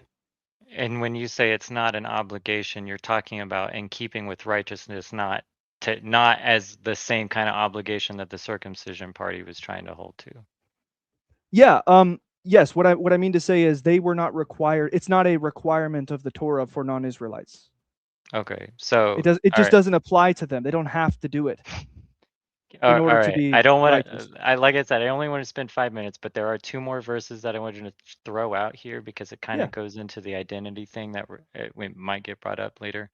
So in the Septuagint specifically, Esther 8:17, and then also in Acts 13, I think it's in the 20 range. It talks about how so in Esther 8:17 it says, in every city and province wherever the ordinance was published, wherever the proclamation took place, the Jews had joy and gladness, feasting and mirth, and many Gentiles were circumcised and became Jews for fear of the Jews. And then if you go into Acts 13, there's an interesting statement here down in, let me see if I can find it really quick. 43, Acts 13:43. It says, after the synagogue was dismissed, many of the Jews and devout converts to Judaism, which I would assume are proselytes, so Gentiles proselytizing to Judaism, followed Paul and Barnabas, who spoke to them and urged them to continue in the grace of God. And I understand that them talking to who is Paul and Barnabas are talking to the Jews and the proselytes, telling them to continue in what they're doing in the grace of God. So we can see that in this identity shift, and this is where the analogy would come in, is they're becoming Americans.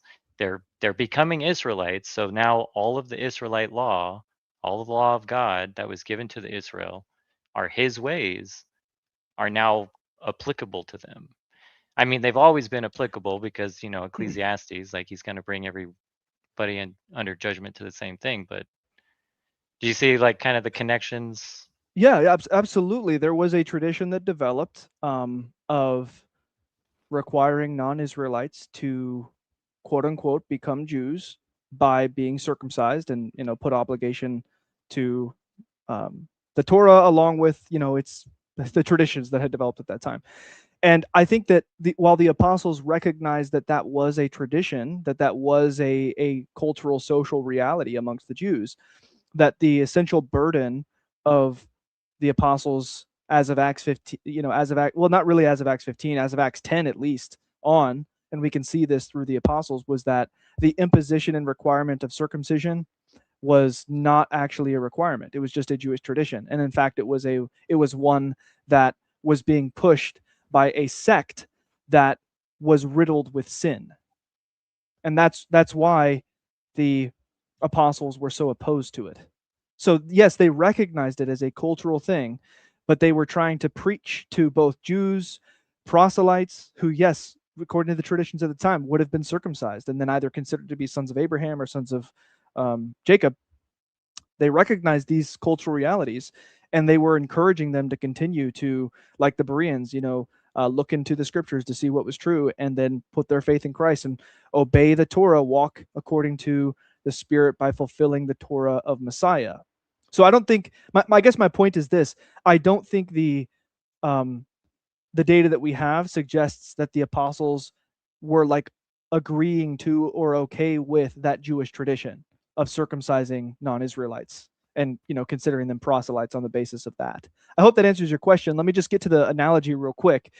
So would you agree that as an American, if you become an American, you become obligated to American law, but not every American is obligated to every law, right? I mean, we obviously agree with that, right? There are distinctions between various... I mean, I'm not a politician, so the things that, yeah.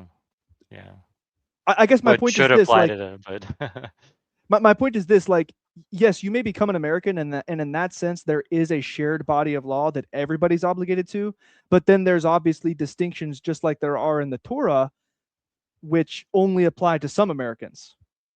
But that's mostly based on role, like how you're actually like interacting with the community. So like in the Torah sense, you have Levites and kings and farmers and then women and male only type instructions. That's not like that's not a distinction based on bloodline.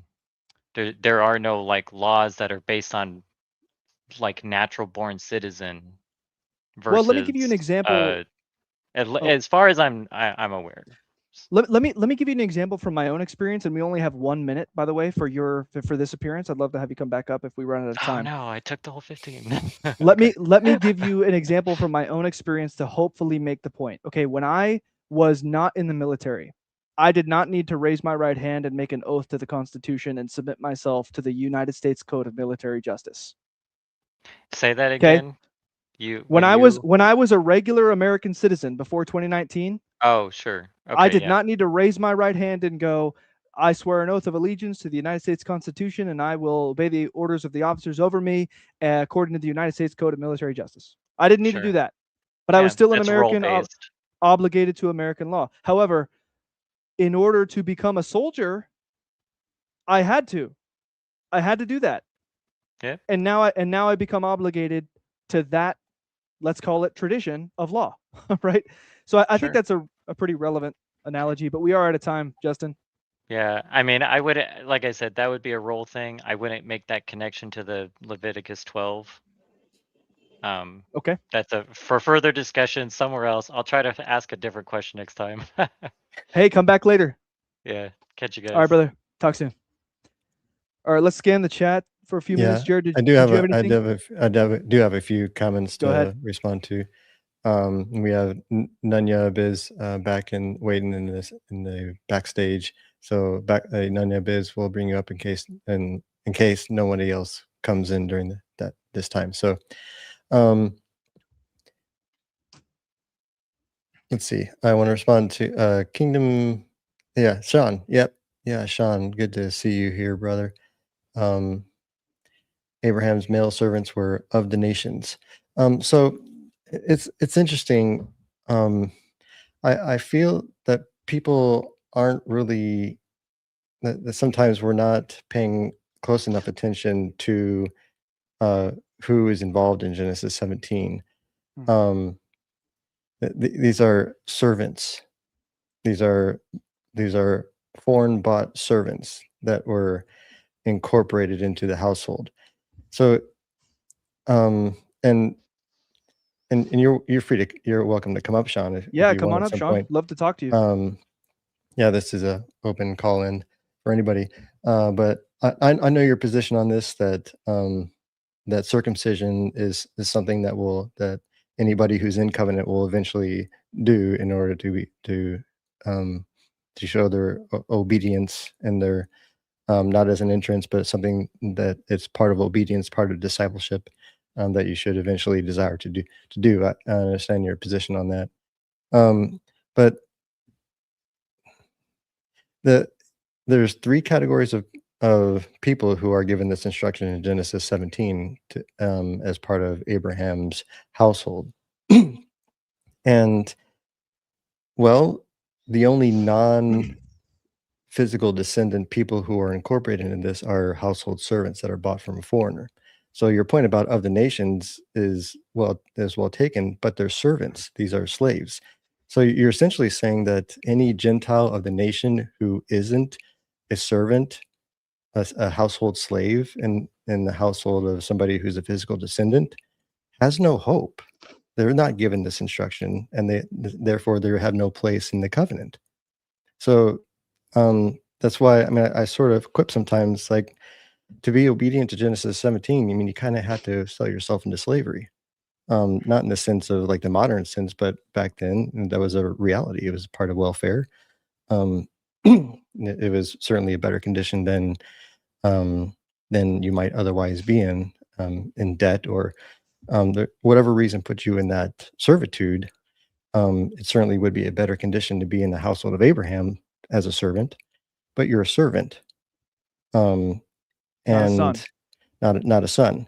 That's and this And this is Galatians. I mean, this is Galatians. The reason why Paul opposed the circumcising of Gentiles, he made no distinction between initial or eventual. No, he didn't speak of this sort of distinction. It was critical. The circumcision party was going to Genesis 17. That was their doctrine, to make more slaves, to make household slaves. Where would they be going to? They would be going to specifically the incorporation of foreign bought slaves. That's why Paul's polemic about a yoke of slavery. That's the whole point of the allegory of the two women, is this doctrine of circumcision was based on Genesis 17, and Paul's rescuing Abraham and sonship from that false doctrine.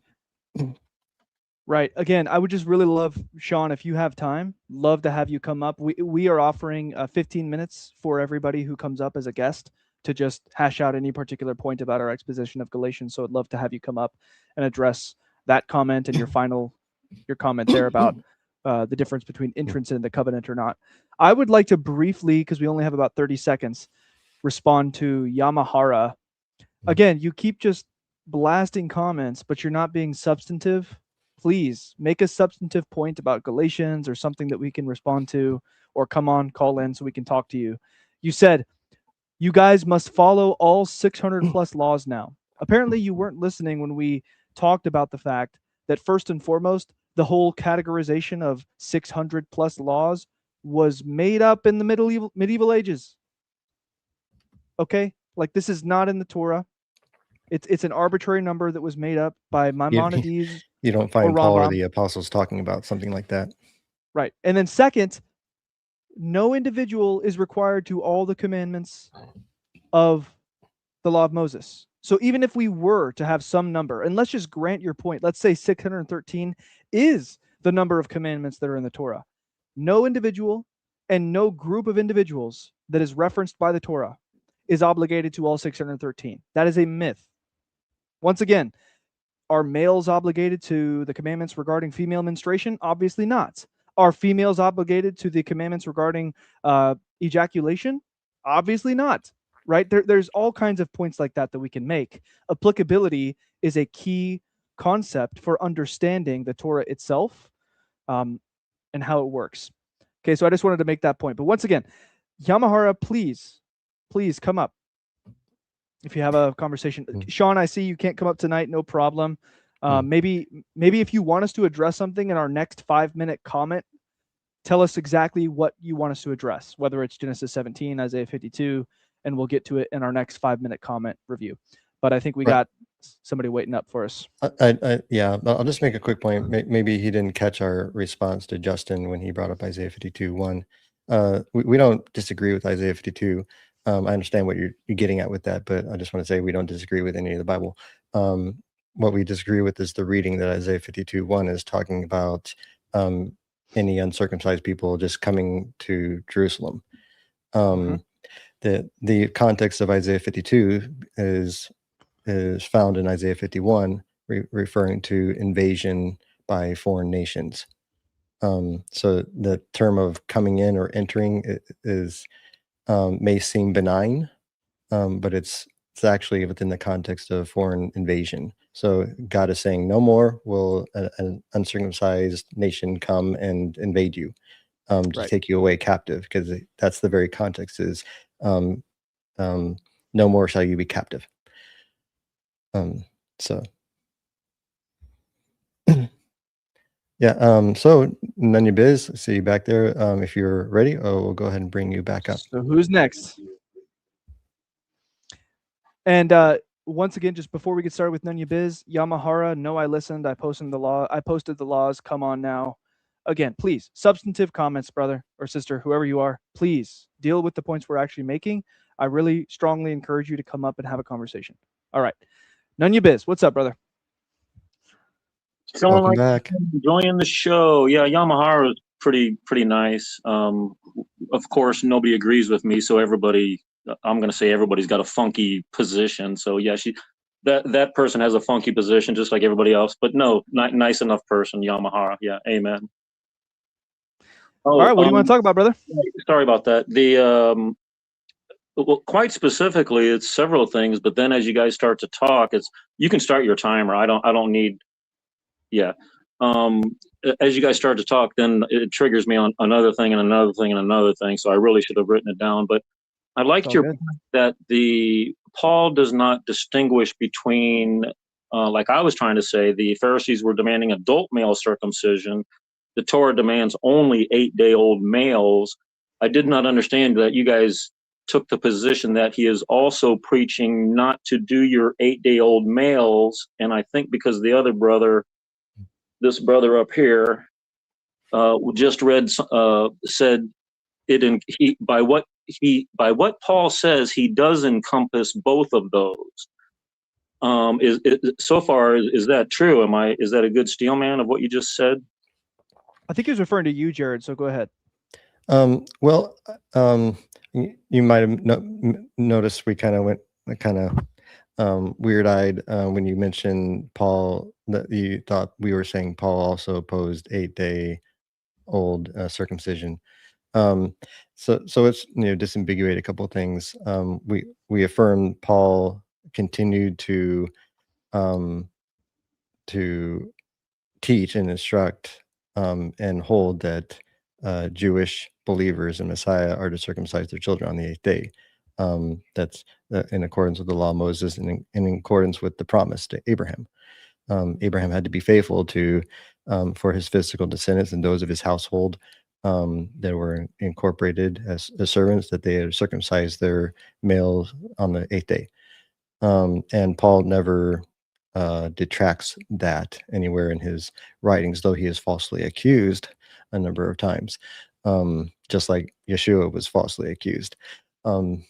And so we would hold that Paul continued that instruction. Now, regards to Gentiles, that's where the doctrine comes in that he opposes, is that Gentiles needing to be circumcised either as adults or 8 days old, because fundamentally the sign of circumcision in the flesh is the sign of being a child of Jacob, the son of Jacob, Israel. In other words, God's firstborn son. Now, there are other members of God's family than the firstborn. It's not like there's just the firstborn. Well, Israel is the elder brother, so to speak, the firstborn in the family of God, in the covenant. And there are other covenant members that are not the firstborn. They're the younger brothers, so to speak. And those would be non-Israelites, non-Jews, who are nonetheless part of God's family through faithfulness. They walk in the footsteps just like the faithful Jews do of their father of faith, Abraham. So it's by that virtue that they are incorporated into Abraham's household, because they walk in the footsteps of faithfulness while being uncircumcised. That's Romans 3. And I would like to make a supplementary point to that, to bring it back to Galatians. Side note, Sorry for being long-winded. Oh, no problem. No, I've noticed, though, as I'm thinking about the past 2 hours, it's like we haven't really talked about Galatians a lot. That's unfortunate. But to bring this back to Galatians, again, I don't know if I made this point to you, Nunya, or not, but I'll make it now. Paul says explicitly, Galatians 3:29, if you are in Messiah, you are Abraham's seed. In the Greek, sperma. That is to say, you are his son. Notice, he's talking to uncircumcised people when he says this. You, uncircumcised people, are Abraham's sperma, his son, not the slave in his house, like either born in his house like Ishmael or bought from a foreigner.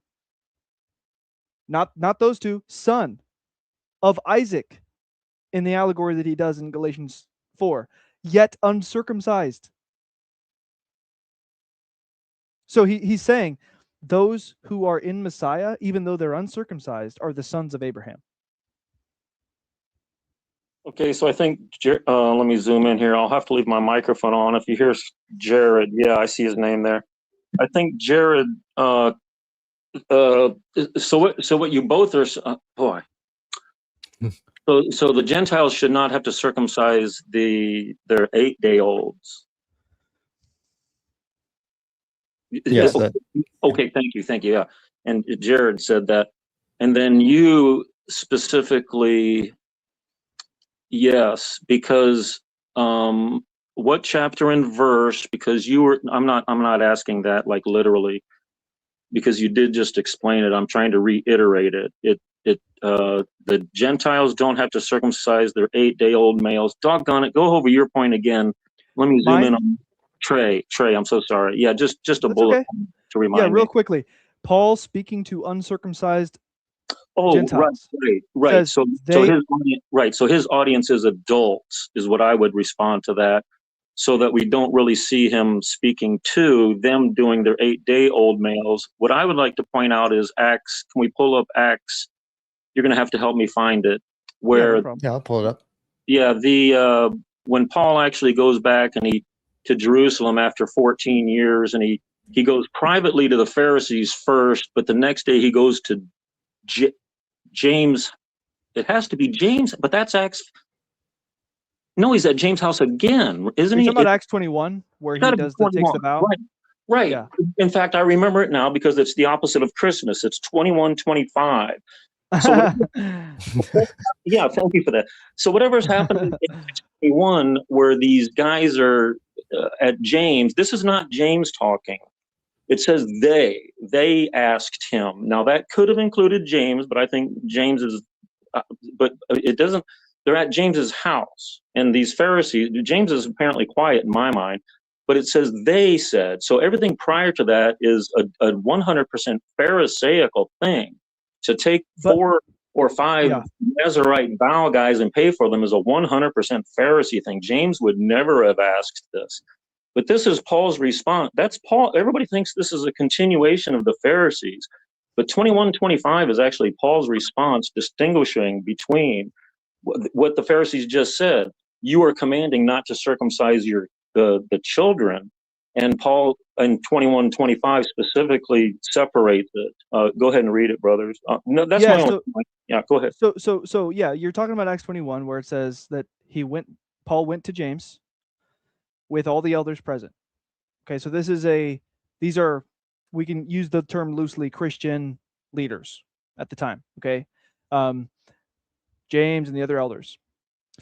Then James and those elders say, you see, right, how many thousands there are among the Jews who have believed. They're zealous for the Torah. They have been told about you that you are teaching all the Jews who are among the Gentiles to forsake Moses, telling them not to circumcise their children, nor to walk according to the customs. So that's the concern, that they're telling Jews, note, not to circumcise their children.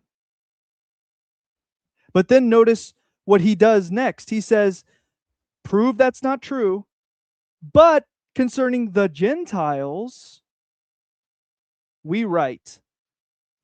And then he cites the Acts 15 declaration. Notice what that implies. That implies that the Gentiles were not being told they have to circumcise their children. Do you see that connect? Because the whole point is that the Jews, he was concerned that he was telling Jews not to circumcise their children, but he wasn't. And then he cites exactly what was told to the Gentiles. And notice what's not on that list: circumcise your children. Yeah, I would disagree. I think those are Pharisees speaking, and they're saying specifically that look how many Gentiles, and then you revert back to the Jews, and like you said, he's to the Gentiles we commanded no such thing.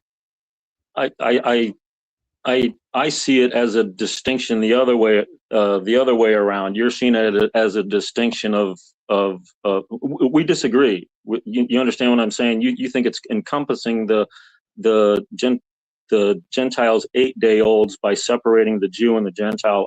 I see it as the Jew, the evil Jew Pharisee, in contradiction to the Torah, and then Paul specifying that we have commanded no such thing. So I don't see it as James, but I kind of see your point of view but disagree. Yeah. Thank you for that. So, very good, very logical.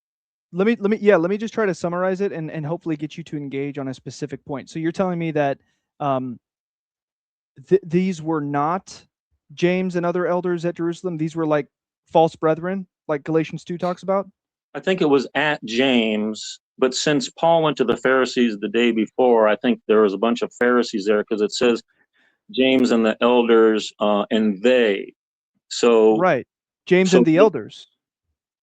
Right, James is an apostle specifically. Some of the elders might have been John Mark, Barnabas, but it also could have been Pharisees too. Whoever these elders were, they were there, but the words that they speak don't match anything that an apostle or an elder would say. Hey, well, I don't know why you think that, personally, to be honest. I don't know why you would think that. I don't see any reason to think otherwise. Well, why would you do it? Because it's a Pharisee thing to go pay for 4 or 5 Nazarite vow guys. It's a Pharisee thing. It's not like a human donation to the poor. It is an actual Pharisee law. Yes, but notice what he says there about they're concerned about speaking against the customs. There were some customs that James, the Jews, even Paul himself did not view as opposed to the law of Moses, and they followed them. Right, as long as you don't make it a commandment. The saying of a prayer as breaking bread, or the lighting of a candle for Shabbat as a command. And just like this, they didn't. Or fasting. There's no fasting command. But if this guy fasts one day and this guy fasts another day, and this guy only eats vegetables, this guy only, it's about fasting. It's not about clean or unclean food, because drink is in there and wine. There's no fasting on. So yeah. So none yet. Yeah. So the only command again for 8-day-olds. Why would you? Excuse me, it's not a good thing that they're doing for these Nazarite guys. It's an actual Pharisee thing. I just disagree that it's not a good thing. I think that the point is actually right in what is said by James and the elders. And I do take the they to be a reference to James and the elders, because that's who they went to see. So notice the concern is to prove that Paul is not preaching against the customs. Now, in this case, we must say, obviously, not all customs, but only those customs which James and the elders thought were not unlawful. So this is an example of one such custom. When he goes and he sponsors this vow and these sacrifices, which, by the way, yes, I would pretty much agree with that. I caught you mid-breath. Go ahead. yeah. But notice, in addition to the customs, what else they're concerned, and we only have about a minute and a half, so let's try to land the plane here. In addition to proving that they weren't preaching against lawful customs, he wanted to prove that Paul was not teaching Jews not to circumcise their children. True, yeah. Notice what that implies. That implies that there was a reason they might have thought he was telling someone to not circumcise their children. Who might that be? Who might he have been teaching you don't have to circumcise your children?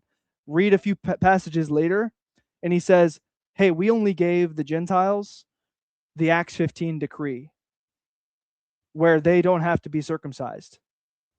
And quite frankly, since I've only got 10 seconds, that Acts 15 decree starts out with 4 and 4 every Sabbath. And then as soon as they write it down a couple verses later, it says 4 and it shall go well with you. So immediately for Moses is preached every Sabbath is taken out of what he was delivered. But no, you look up the Babylonian Talmud, Nazir, pages 61 and 62b, on how to pay for multiple Nazarite vows for multiple sacrifices. Blessings, brothers. Thanks for the airtime. You guys are great. God bless you. Yeah, if you don't mind, leave it. If you don't mind, Nanya Biz, at some point, if you could post that in the private chat, like that reference that you just gave, if you could post that just for later reference, I might just do some reading on that later on. But thanks. I'm with you. Say it again on what it is, though. Oh, the reference that you made about paying for Nazarite vows, and there was a particular in the Talmud. Yeah. That'd be great. So, comments, Jared? Yeah. Let's see. I just want to. Walter, but finally a comment from Galatians. Thanks, Walter. So as we have said before, so I say again, this is 1:9. If any man is proclaiming to you a gospel contrary to what you received, let him be accursed. And we say, Amen. We're contending that the gospel that they received through Paul and the other apostles is the gospel that those that both non-Jew and Jew who work righteousness are accepted by God. And Paul elucidates what works righteousness is. It's obedience to the commandments. That's why he, in Galatians 3:10-12, that's why he dichotomizes the hearing of faith and faithfulness and doing the commandments. He equates those two and then sets that. In other words, he equates living by faith and living by doing the commandments as one reality. So faithfulness is doing the commandments and sets those both against works of law, which is a violation of the commandments. So it's a dichotomy between a gospel that's no gospel at all, that is telling you be circumcised. And Paul is saying that's no real gospel, that actually leads to curse because you're disobeying the commandments by forcing Gentiles to be circumcised in that manner. And dichotomize between that and faithfulness, obedience to the commandments, doing the commandments, fulfilling the law, which is faithfulness. So, Amen. And then, Aussie J, the letter of the law was nailed to the cross, not the spirit. Just a quick note here. You're loosely trying to correlate Colossians 2:14, which refers to Christ canceling the choreographon tois dogmas, choreographon tois dogmasin. That, and they said they nailed that to the cross. Nowhere does Paul describe the law there, because the Greek phrase is choreographon, handwriting or obligation to dogmasin, which is human regulations. And Paul again connects human regulations, dogmasin, to the stoicheia, kosmon, in that very chapter. So what Christ nailed to the cross was a formal obligation to man-made regulations that lead to enslavement. Paul's saying that Christ set you free from that. So God did not nail any part, or Jesus did not nail any part of the law of Moses to the cross, whether letter or spirit. There is no such dichotomy in the law. The law is spiritual. So, amen. And just briefly to bring this back to Galatians, he just mentioned Colossians 2. I was scanning the comments, so I'm not sure if you made the correlation to Ephesians 2:15. Did you, Jared? Not yet, no. Colossians 2 talks about what Jared just said, and then Ephesians 2:15 talks about a law that was abolished by Messiah in his flesh with its commandments and dogmas. We think it's the same thing, not the law of Moses. And then finally, to bring this back to Galatians, in Galatians 2:18, Paul himself talks about destroying a law, and then contrasts what he says in Galatians 2:18 about destroying a law and not building it back up with what Paul says in Romans chapter 3, verse 31. Do we then nullify or destroy or abolish the law through faith? No, we establish the law. So there is a law that Messiah and Paul, walking in his footsteps, abolishes, sets aside, but it's not the law of God. Rather, they don't destroy that, they establish that. That's not what was nailed to the cross. It was this other law with its commandments and dogmas. Yep. Good. Do you have any comments, Trey? Do you have highlighted? I was scanning through and I didn't really see anything. Just once again, I saw Aussie said something like unsure about what we're doing here, what we're talking about. We're talking about Galatians particularly, and anything relevant to our interpretation and exposition that we did for a couple weeks on that point. So again, we invite comments, questions, challenges. We invite call-ins for the same purpose. Other than that, no, I don't have anything, and that's 5 minutes. So do we have anybody in the background? I do want to quickly, no, it's just Justin again. What I want to do is just for the benefit of those watching here is, and you may not be able to see on their screens. I apologize that the font is a little too small. But I just wanted to present this on the left-hand column in red here is sort of a conglomeration of statements that are made concerning works of law or under law or works, sort of that that grouping of terms. And then on the left side, that's in green, is all the statements Paul makes in regards to with respect to the law itself.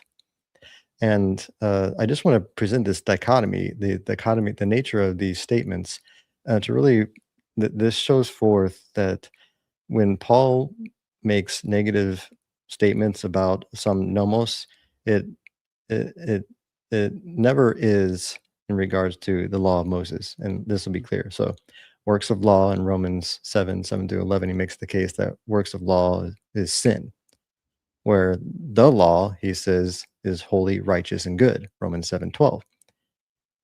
Galatians 3:12, concerning works of law, said to be not out of faithfulness, but in Romans 2:13 and other places concerning the law, kept by those acting out of faithfulness. Concerning works of law, Romans 3:20, Galatians 2:16, by which no flesh shall be justified, but of the law its doers shall be justified. Concerning works, in Ephesians 2:9, salvation is not of works, but concerning faithfulness, salvation through faithfulness equated with keeping the commandments. In 1 Corinthians 7:19, Galatians 3:11-12. I want to add something to that. Yeah, go ahead. Salvation not of works, ergon, Ephesians 2:9, and what he just mentioned there about Romans 1:2 and 1 Corinthians. Also, once again, going back to our original series, what is the truth of the gospel that Peter knew but had abandoned? And Paul rebuked him to his face in Galatians chapter 2. Well, that would be what he himself said in Acts 10:34-35, which is that anyone from any nation who fears him and, quote, ergazomenas dekaisunin, that is, works righteousness, is acceptable to him. So you have salvation not of works, ergon, but salvation through righteous works, which is what Paul refers to as faithfulness. Yep. And then briefly regarding under law from Galatians 4:9-10, is equated with weak and beggarly elements of the world. But of the law, it says it's given of God and spiritual. So concerning works of law in Galatians 5:1, it's called a yoke of slavery. But concerning walking in the Spirit, described as submitting to God's law. And then Jesus, per Matthew, did not come to abolish the law. Paul, per Ephesians, Jesus abolished the law consisting in dogmas. So Jesus apparently abolished something, but it isn't the law or the prophets, but he did abolish something, and that's the law consisting in dogmas. And remember Galatians 2:18 that I just mentioned, which is where Paul himself mentions that he did destroy some law. And then concerning what was canceled, the obligation to dogmas. We just talked about that, Colossians 2:14, to korrigaphon tois dogmasin. But the law itself, it says, we establish the law rather than nullify it. So there you have it, folks. And that's just the tip of the iceberg. I could double and triple that. Amen. So, okay, once more, if anybody here is watching and disagrees with anything we've said so far, anything you're hearing, you want to ask a question, you want to challenge, obviously specifically about Galatians or the topics we're discussing, please do come in, call in, leave a comment, and we will address it when we can. So we still got Justin? We have Justin. We also have one person who came in. Sorry, Justin, we'll have to scoot you over to the side for a little bit more. We have Seed Farmer. Wow, we're going to have to address that comment that just came through from Rick Johnson after this. You're going to want to bookmark that.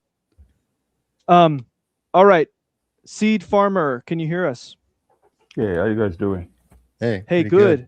Hey, did you get a chance to hear our house rules from earlier?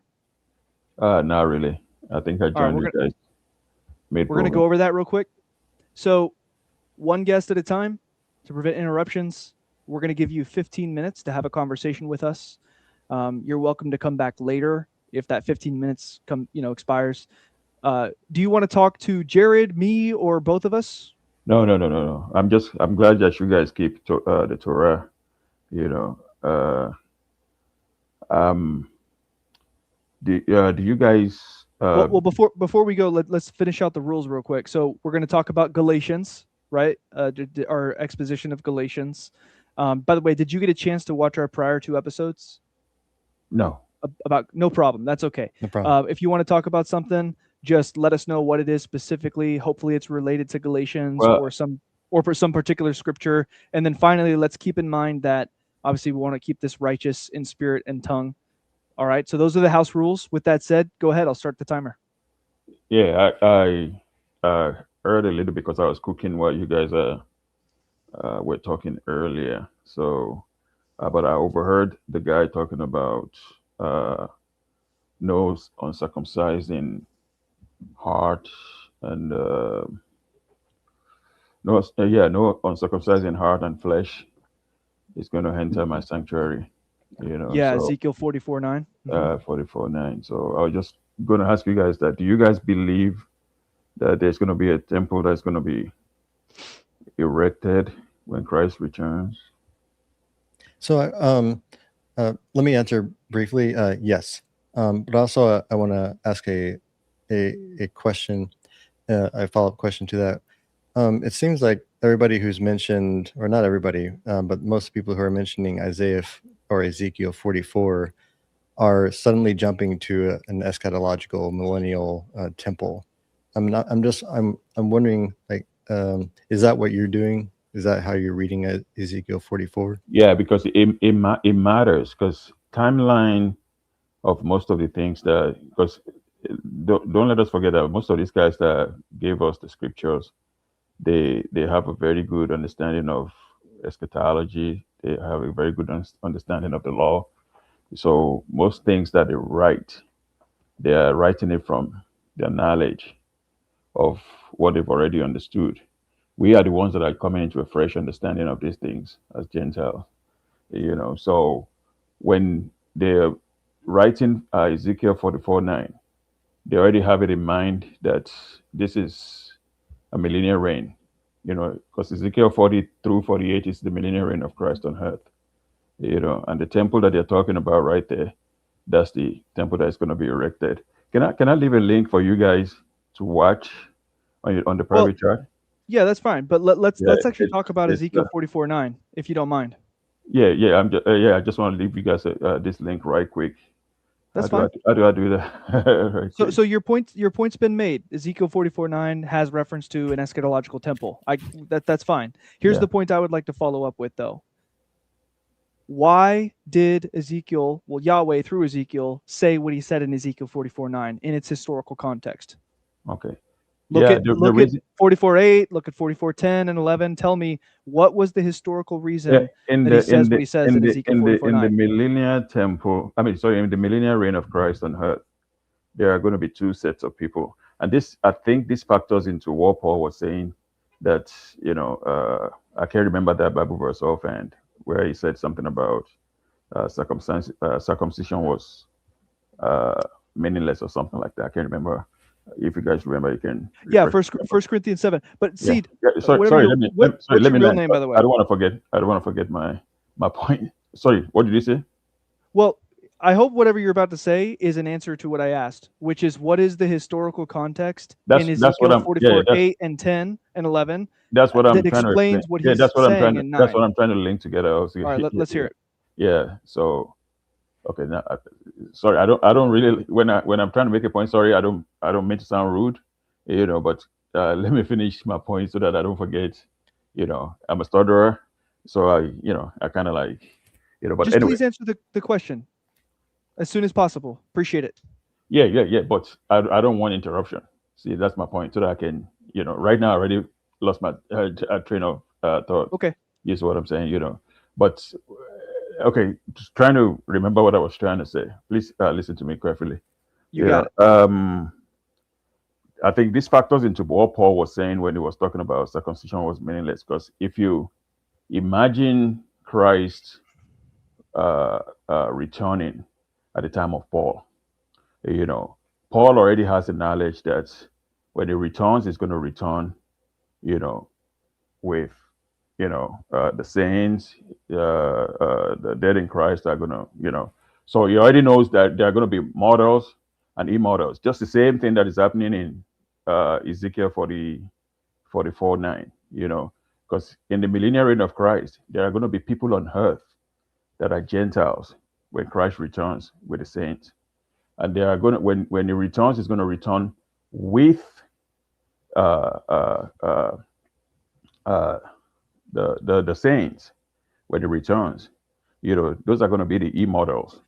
So you have a time of mortals and immortals, you know. So I'm going to give you 1 more minute, brother. I'm going to give you 1 more minute, and then I'm going to, if you don't get to my question, I'm going to interject. So okay, please, what's your question? Yes, Jared, would you please pull up Ezekiel 44:8? Yeah, I've got it right here. I asked you twice. I'll try one more time. What is the historical context that is named explicitly in Ezekiel 44:8, 10, and 11 that is the reason that Yahweh says what he says in Ezekiel 44:9? It's on the screen if you need to read it. But that was my question. You said instead of Ezekiel 44:8, instead of carrying out your duty in regard to my holy things, and you put others in charge of my sanctuary. He was talking to the what is it called? The Levites.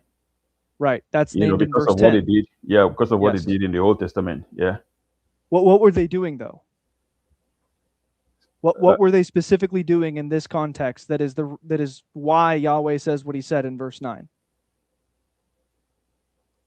No, this is because of what they did in the Old Testament. You know, this is this is why let me help you. Go back to verse 7 and let's read it together. Okay. Thus says Yahweh, enough of your abominations, house of Israel. Verse 7. Would you please read it? It's on the screen.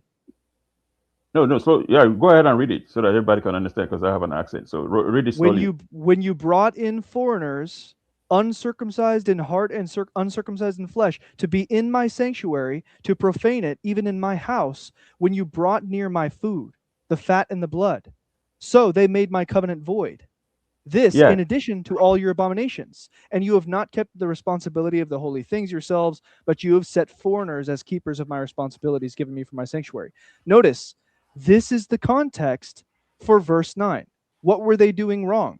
They were letting foreigners who were uncircumcised, who were not allowed to be in that space, according to the Torah.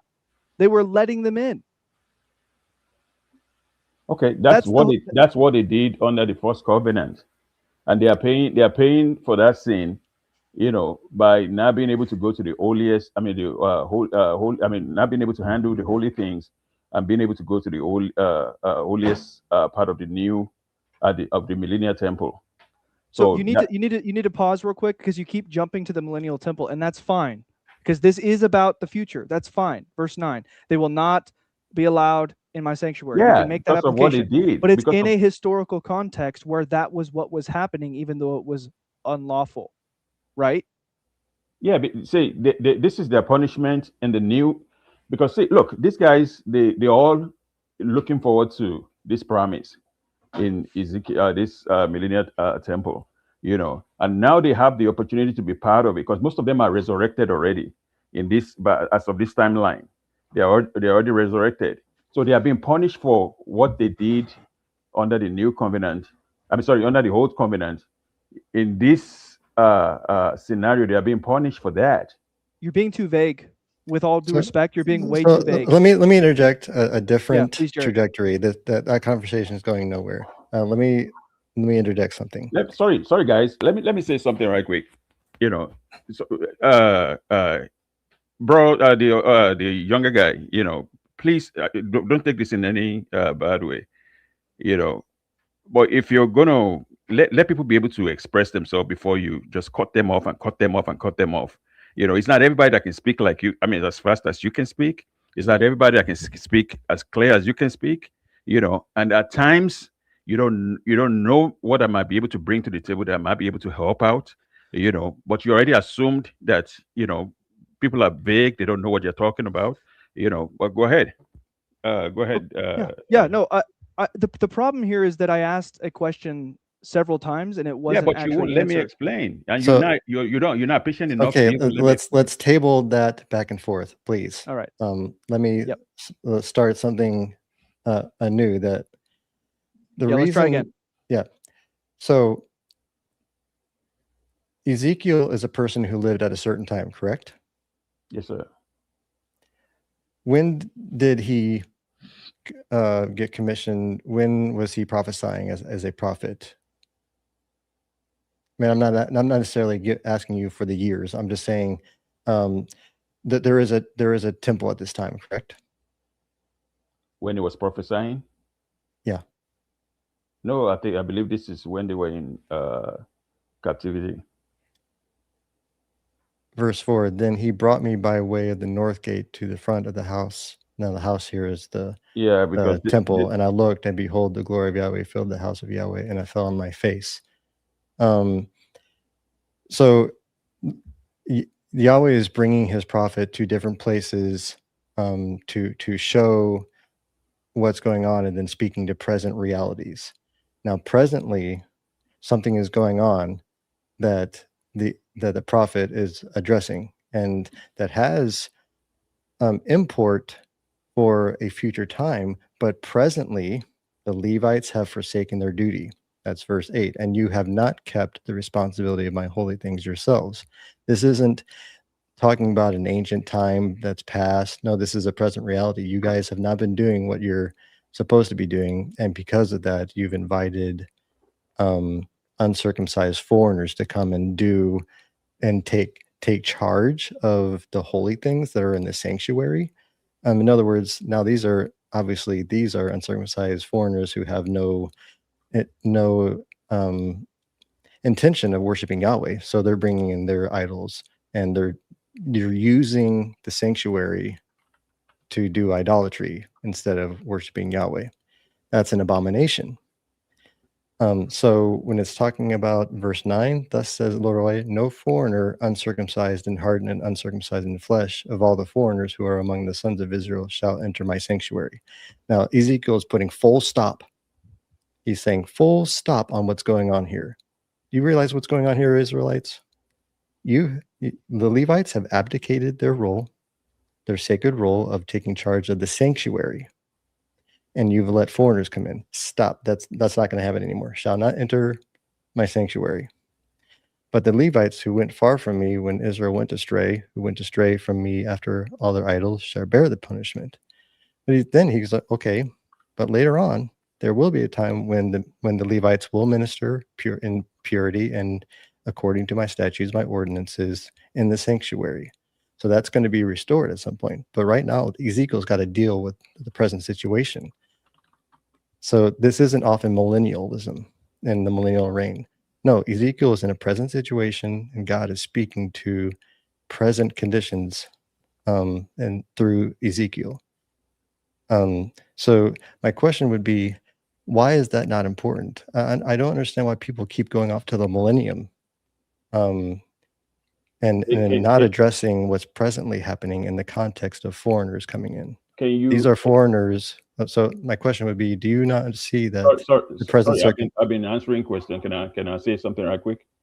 Well, let me just make my question succinct so you can understand how to give an answer to it. My question is, do you not see that the present circumstance Ezekiel is talking about is uncircumcised foreigners coming into the holy place, the sanctuary, to do abominations? Can I show you that you're wrong, right quick, if you don't mind? Can you turn just one chapter right after this, Ezekiel 45?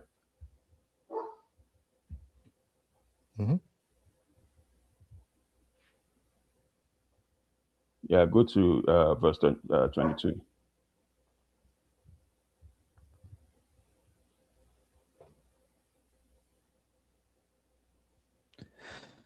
Can you read that, please? Which verse? Verse 22. And on that day, the prince shall provide for himself and all the people of the land a bull for a sin offering. Who's that prince that they're talking about?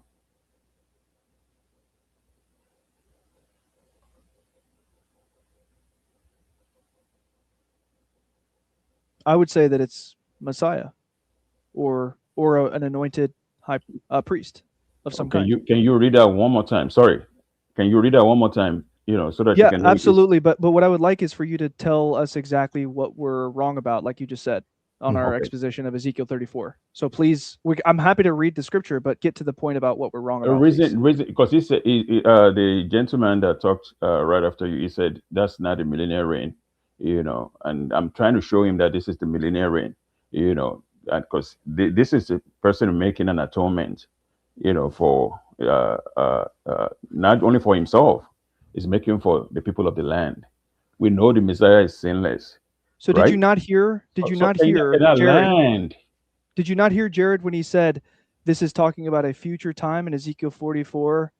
Yeah, what I was saying is it has future import, but he's talking about a present situation too. Guys, have a good night. Okay, I have to dust my feet. Have a good night. Thank you, sir. I appreciate it. All right.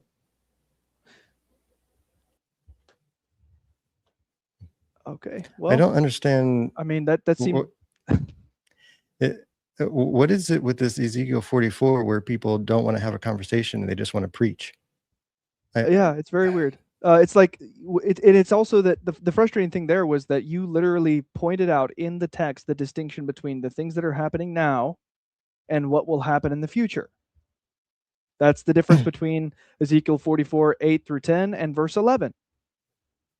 So we're not disputing that there's application to the future. What we're talking about is in the context of Ezekiel 44, 9, he's talking about something that's happening in that day.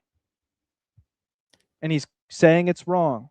I really truly don't understand. Do people just subconsciously understand that what we're getting at and they just don't want to deal with it? I mean, I don't understand what's going on there. I mean, I'm just reading the text and then asking a question and like nobody answers the question. They want to go to the millennium and the prince that's coming later. And well, and that's the frustrating thing about that particular exchange. No hard feelings, brother. I hope that we can have another conversation, Seed Farmer. But like when we ask a question, we want to get to the answer. And when you make a point like, you guys are wrong, let me prove to you you're wrong. We want you to actually make the point. So in response to the point we just made. Right? Isn't that fair? I mean, because we made a whole point about Ezekiel 44, but we never got to what exactly is wrong with it. So anyway, all right. Do we got anybody else, or do we want to move to comments? There is somebody else waiting in the backstage. All right, let's hear. But I think we want to have a little bit of time to address comments. Oh yes, we do. Let me set the timer for that. By the way, how much more time do you got, Jared? I'm good, but I don't want to push you. I was going to try to keep it under 3 hours, and it's about 5 minutes till that. But let's do this. Let's do comment, little quick comments, and then we have time for one more guest. And if I would say this, if Justin's on, if there's two guests, are there two guests waiting? This other guy, Justin and Levi. Let's bring them both up. Okay. For this last one after the. Okay, so we're gonna go 5 minutes, and then we'll bring both of you guys up to finish out the night. So the first comment I want to address is Rick Johnson said, "Do you hear Peter's side of the story? No. Therefore, you are engaging in gossip and slander, lashon hara, like what Paul did to Peter. Paul did not observe Matthew 18." I mean, that's an interesting perspective. So what he's referring to is Galatians chapter 2, where Paul says that he withstood Peter to his face. And I think his point is Paul doesn't say he went to him privately first. He brought 2 to 3 witnesses with him and then, cast him out from the community like Jesus says to do in Matthew 18. What are your thoughts about that, Jared? I mean, on the one hand, well, I'll just put it this way. the issue of what Peter was essentially doing. We don't have to guess at what Peter was doing. Peter has his side of the story in Acts 10. So Paul's just looking at this like, dude, you already know this, right? Like, what are you doing? And it's not just a matter of that, it's a matter of that this is egregious. He's setting aside the truth. Yeah, it wasn't a private sin. In error. Yeah. It wasn't a private sin. It was a corporate public sin. And I think that's a key difference. What we're talking about in Matthew 18 is when you know that a brother is sinning, you address that in private and then you escalate it. But what we're talking about with Peter was a public sin in the assembly, literally cutting the assembly in half, according to Jewish tradition. So that's what he was doing was very public, and it was causing others to go along and do a very public thing, which was fundamentally against the truth of the gospel. So I'm sorry, I don't think I can go along with that sort of objection. Agreed. Kingdom in Context says, you guys want to go another hour if I come on? I'm sorry, brother, I can't. Yeah, I can't do that. All right, let's get Justin and Levi up here. All right. All right, so gentlemen, welcome. Levi, you're new. Justin's been here several times. Levi, have you heard our house rules? Yeah, I know. Yeah, well, I've just signed on, so I don't know what your house rules are. All right, let's go over those real quick. So one guest brought up at a time. We're making an exception because this is our last round. So we're bringing both you and Justin up, but that was before. But we're going to do 15 minutes to have a conversation.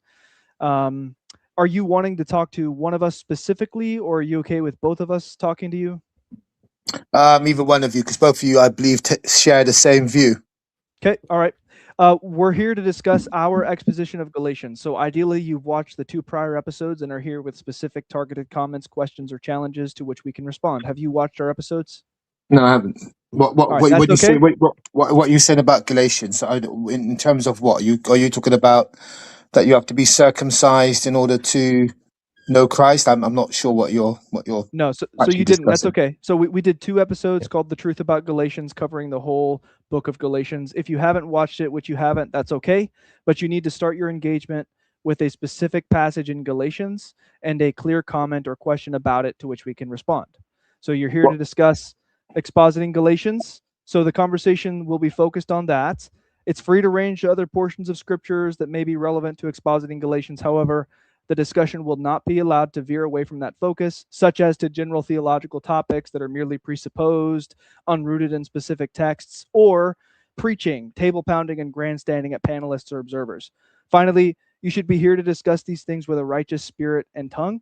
If slander, scoffing occurs, or violation of the prior rules, we will mute you and correct. If it happens again, we'll boot. Can we agree to all that? Yeah, it's fine. All right, great. I'm going to start the timer. 15 minutes. What's the chapter of Galatians you're discussing? Any of them? Well, anything you would like to talk about Galatians? Again, we did a 2-part series covering the whole of Galatians. Is there any particular verse or passage of Galatians that you would like our comment on? Well, you've got Galatians 5, chapter 5, verse 2 to 6. You've got Galatians chapter 6, verse 15. I mean, what do you mean you've got? Well, when I say you've got, those are the two. What are you asking? Are you asking about? Is your conversation regarding circumcision? Because I'm hearing something about Ezekiel just a while ago, right? And about circumcision, that there was uncircumcision and those who were what was it saying? I'm just kind of I've only just sort of just signed on, and it's 2 minutes past. Let me clear it up for you. I'm going to pause. Yeah, sure. I'm going to pause the timer. We can restart after I make this very clear. Okay. Yeah. What questions do you have for us about Galatians or scriptures relevant to interpreting Galatians? That's the point of this. Right. Okay. All right. I'm going to start the timer. Sure. My questions to you guys: Are you of the view that you have to be circumcised in order to be saved? Is that the case? No. Right. Okay.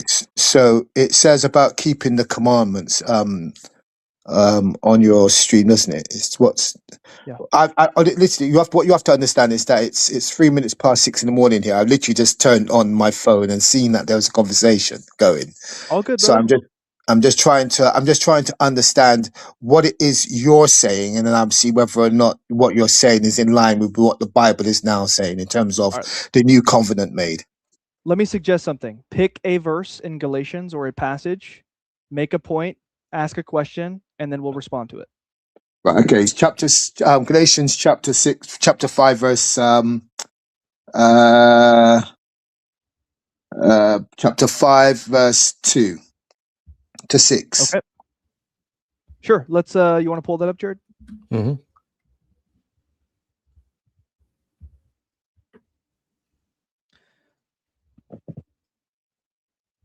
All right. So, behold, I, Paul, say to you that if you receive circumcision, Christ will be of no benefit to you. I testify to every man who receives circumcision that he is under obligation to keep the whole law.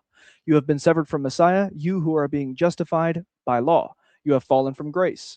For we, through the Spirit, by faith, are eagerly waiting for the hope of righteousness. For in Messiah Jesus, neither circumcision nor uncircumcision means anything but faith working through love. What's your question? Right. Do you accept that? Absolutely. Oh, yeah. Absolutely. And what are do you agree with it, that the fact that the circumcision comes through the heart and not any and not now a physical circumcision? Well, when you just said not now through physical circumcision, what I would say is the law of Moses. By the way, when it says law here in verses 3 and 4, I don't take that to be a reference to the law of Moses. We covered that for 6 hours in Galatians 1 through 6 in our prior episodes. But side note, I don't think that's referring to the law of Moses. We can talk about that. To your point about no longer being required physical circumcision, the law of Moses does require physical circumcision for the sons of Israel.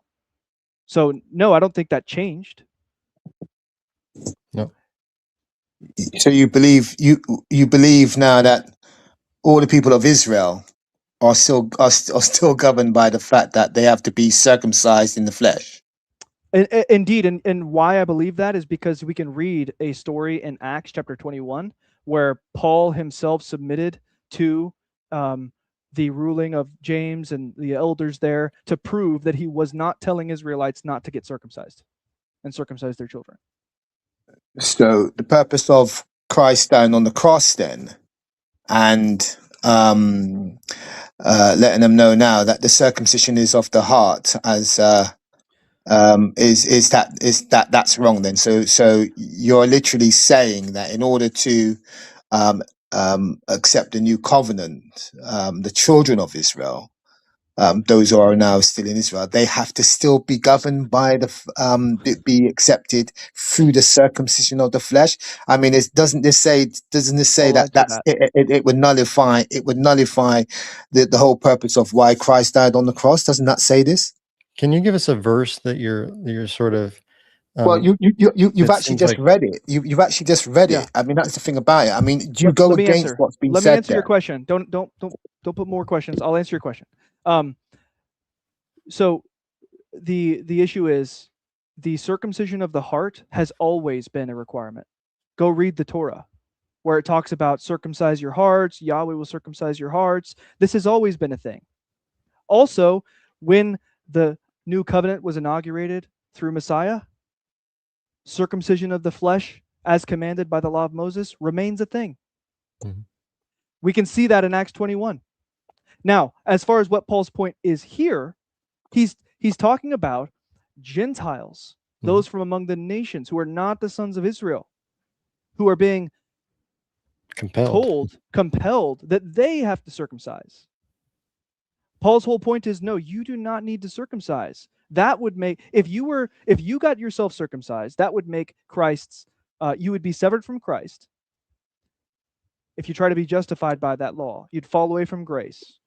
But as it is, through the Spirit by faith, we wait for the hope of righteousness. And in Messiah Jesus, neither circumcision nor uncircumcision, neither being a son of Israel or being one of the nations in Messiah matters. What matters is both of those groups of people, having the faith that works through love. Now, if you would please briefly just cross-reference to 1 Corinthians 7:19 through 21, where Paul is addressing this exact same thing. And he says, Jared, are you pulling that up? Oh, I can pull it up. Sorry. If you would, 1 Corinthians 7:19. Apologies.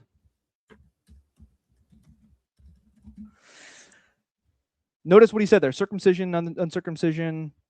What matters is faith working through love. Notice what he says right here about the same subject. Circumcision is nothing, uncircumcision is nothing, but the keeping of the commandments of God. What does that tell you? That tells you that the faith working through love is keeping the commandments of God. What matters is not whether you're circumcised or uncircumcised in the body of Messiah. What matters is, are you keeping the commandments of God? Do you have the faith of Messiah that works? Yeah, I mean, the thing is, you've read it, and I can see what you're reading, but you're still saying that those who are Israelites in Israel now they still have to be circumcised, and this actually goes against what you're saying. No, the children of Israel do not have to be circumcised. The circumcision comes by the circumcision of the heart, not let's go to Acts 21. not by flesh. It's as simple as that. Before going to Acts 21, again, it sounds like, brother, that you're not connecting with. It seems like you've ignored what we said about Galatians 5:2-6. The circumcision that's being compelled here is Gentiles being circumcised. Right. So Paul is not saying if you, children of God, you Jews or Gentile, if you receive circumcision, you're severed from Christ. No, that the you here are Gentiles being compelled by a circumcision party. So do you deny that Galatians is referring to Gentiles that are being compelled to be circumcised, or you deny that or affirm that? No, that's your point. Paul is telling them that they don't need to be circumcised, but then the Gentiles. But then that's what he's trying to say. But it still applies also to those who are of Israel. It says in Romans. Let's go to Acts 21. It goes to let's go first of all before you go to there. Let's just go to why I'm saying that the children of Israel do not have to be circumcised. Now, Romans 2 verse 29. Go to that, please.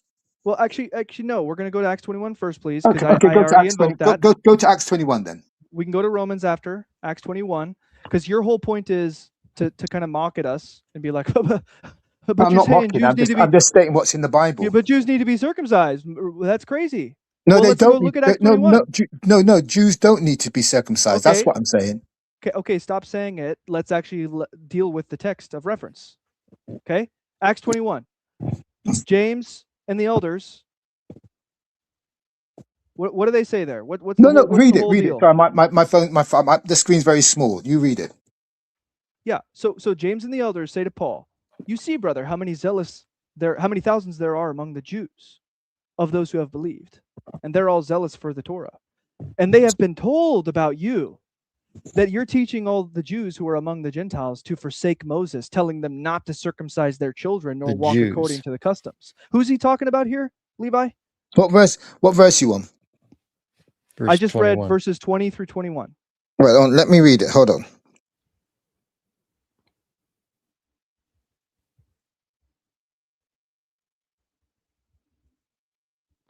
So once you've read it, answer this question. Are James and the elders concerned with the notion that Paul would be preaching exactly what you're telling us Paul preaches?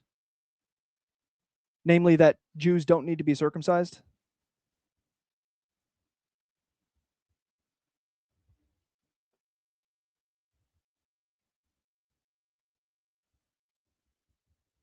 By the way, we only have 5.5 minutes of this round of you, and this is our last round for the night. So,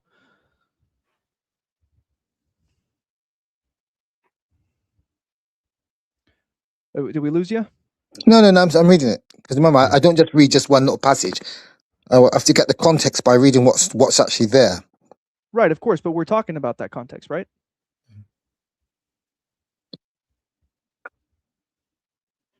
All right, you read it. I'm going to turn my light on because it's getting dark here. I would like an answer, please. Your next words, please. My friend, My friend, if you notice why the other person left, you have a very arrogant kind of way about you. Control yourself and just relax, okay? So what are you saying this past? What are you saying this is saying? Let's hear your context behind what is being said here. So I'm gonna correct something here, Levi. If you attempt to sidestep the conversation and go into accusations about arrogance and stuff like that, you will be booted next time. That's okay? fine. That's fine. You can boot me if you want. But Just what I'm asking, question, sir, what I'm asking, sir, you brought it up. Tell me what the context behind what you've just read. Tell me what you're saying. It's saying, please. No, Since you brought it he's up. going to ask a question, Levi, and then he wants you to answer it. It's going to be a simple question. Yeah. Right. I literally asked the question. I've already said it.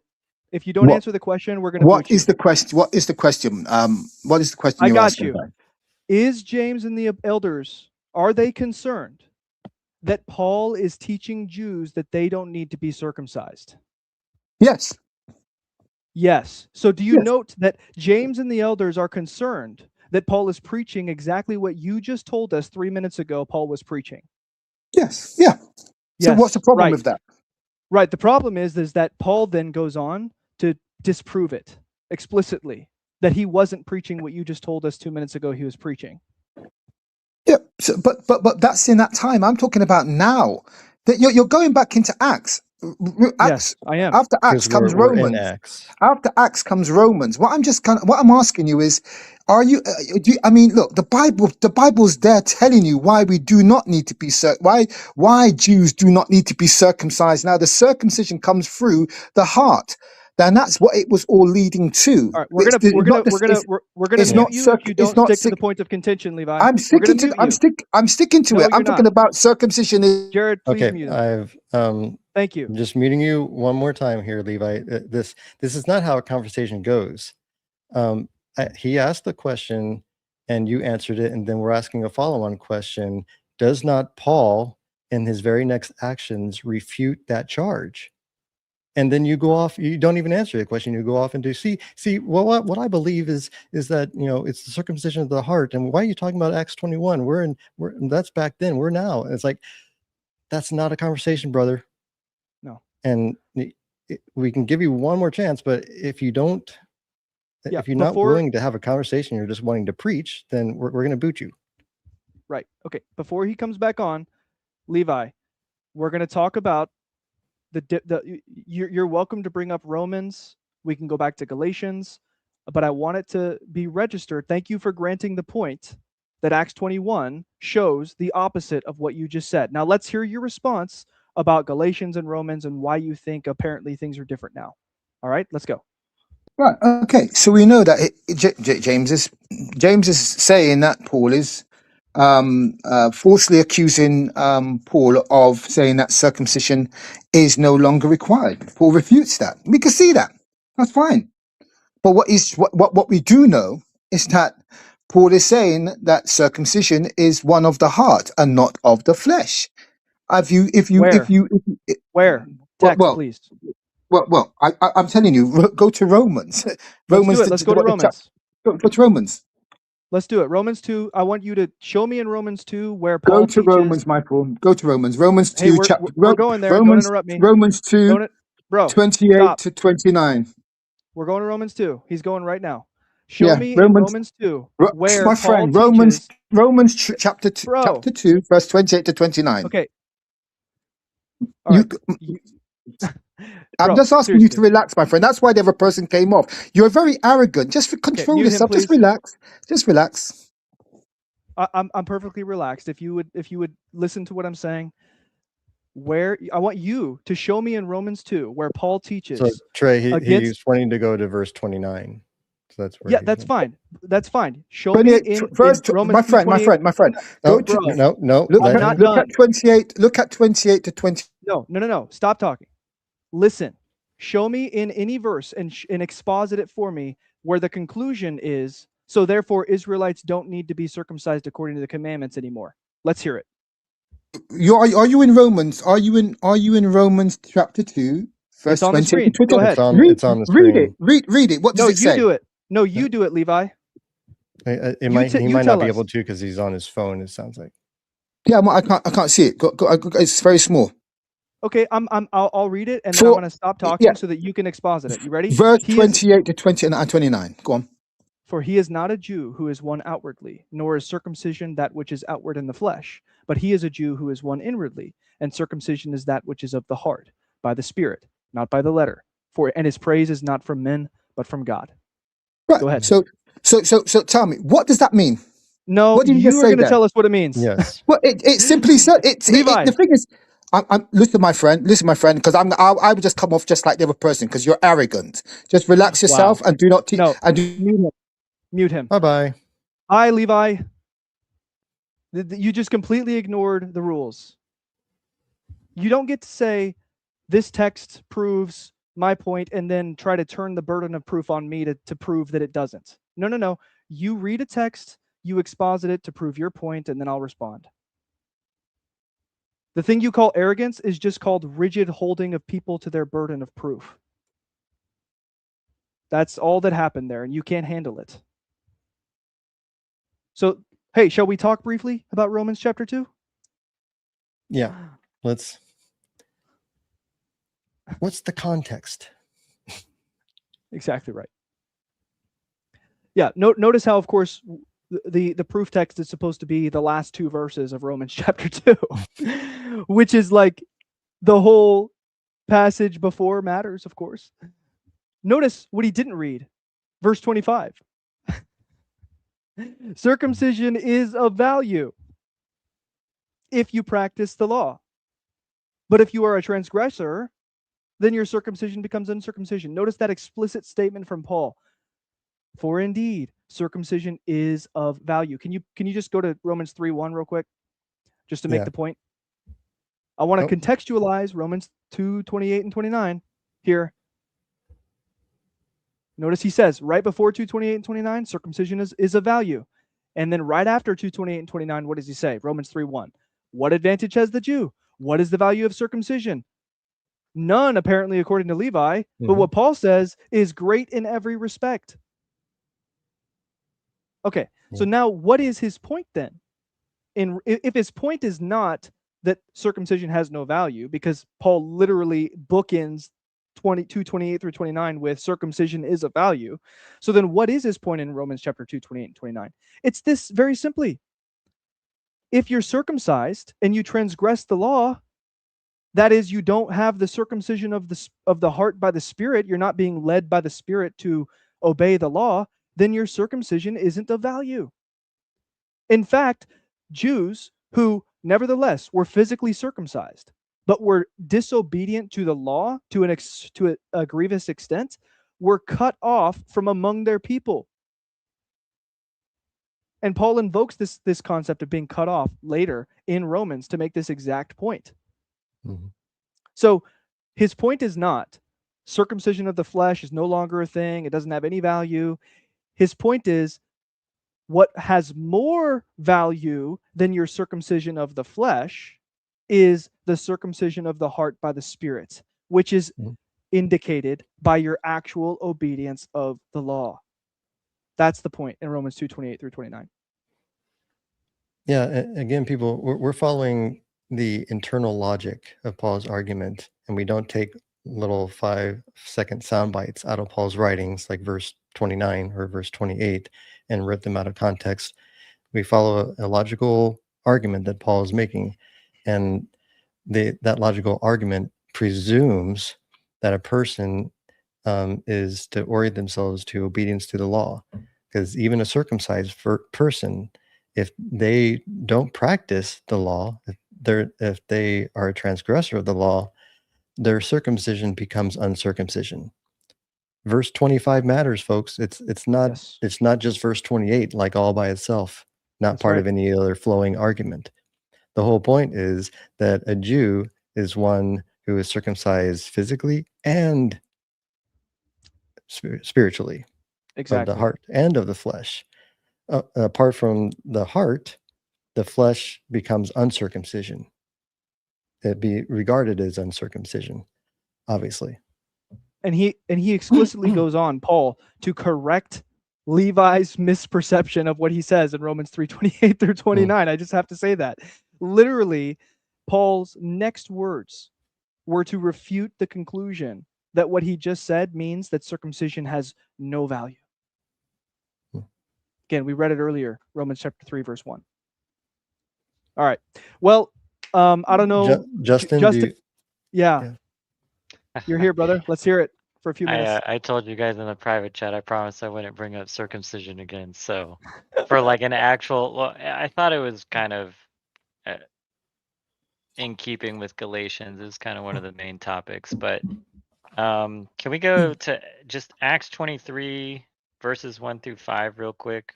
Sure. But this is to touch on Galatians 4, particularly 24 through 27.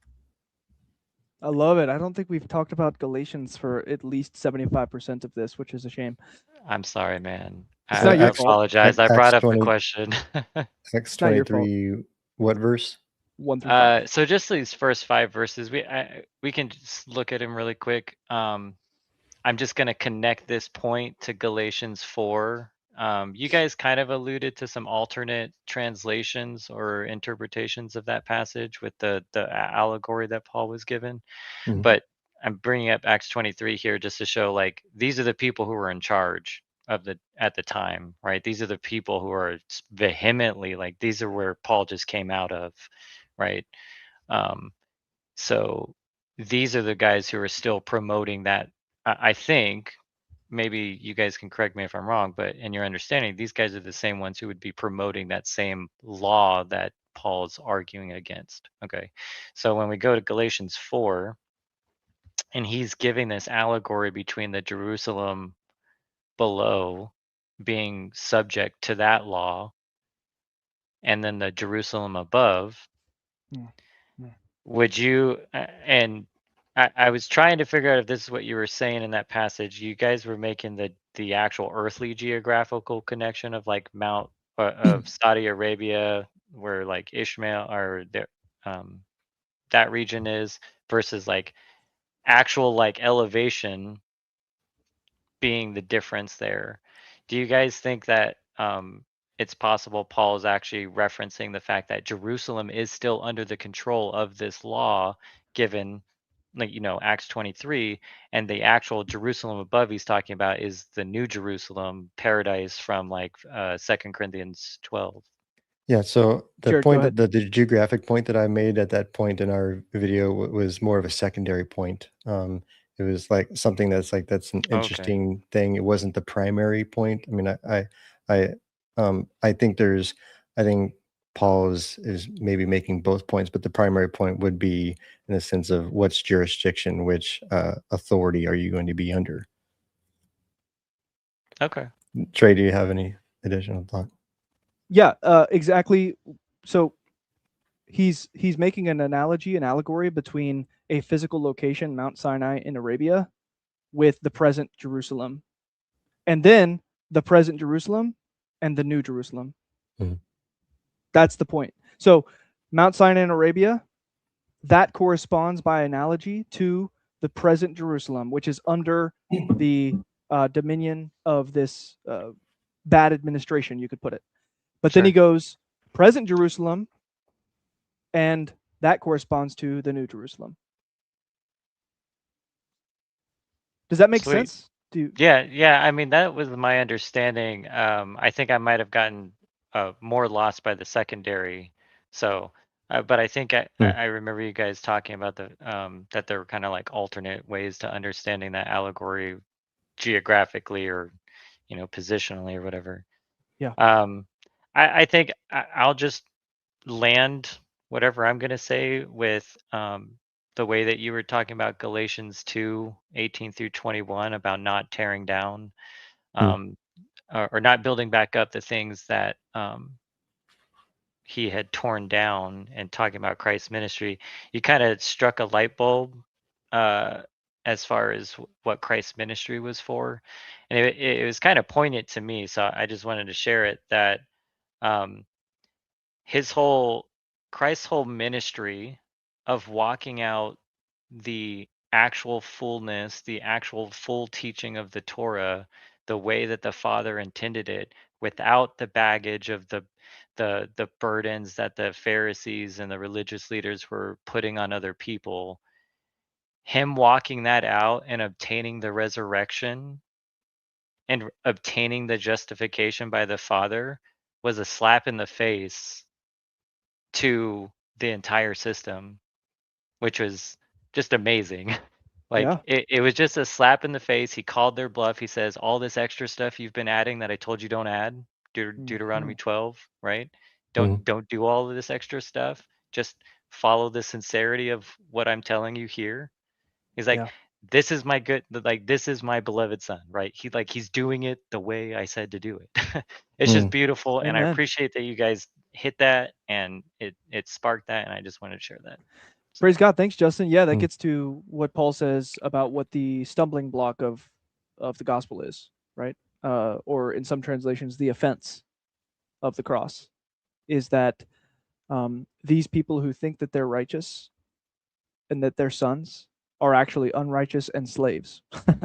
And the people that they call unrighteous and slaves are righteous sons. That's the stumbling block and the offense. Yeah, thanks, Justin. All right, well, we're 30 minutes over. Jared, I know you got work in the morning, so we should probably call it quits here. Shalom, brothers. Catch you. Yeah. Shalom. Yeah, shalom, Justin.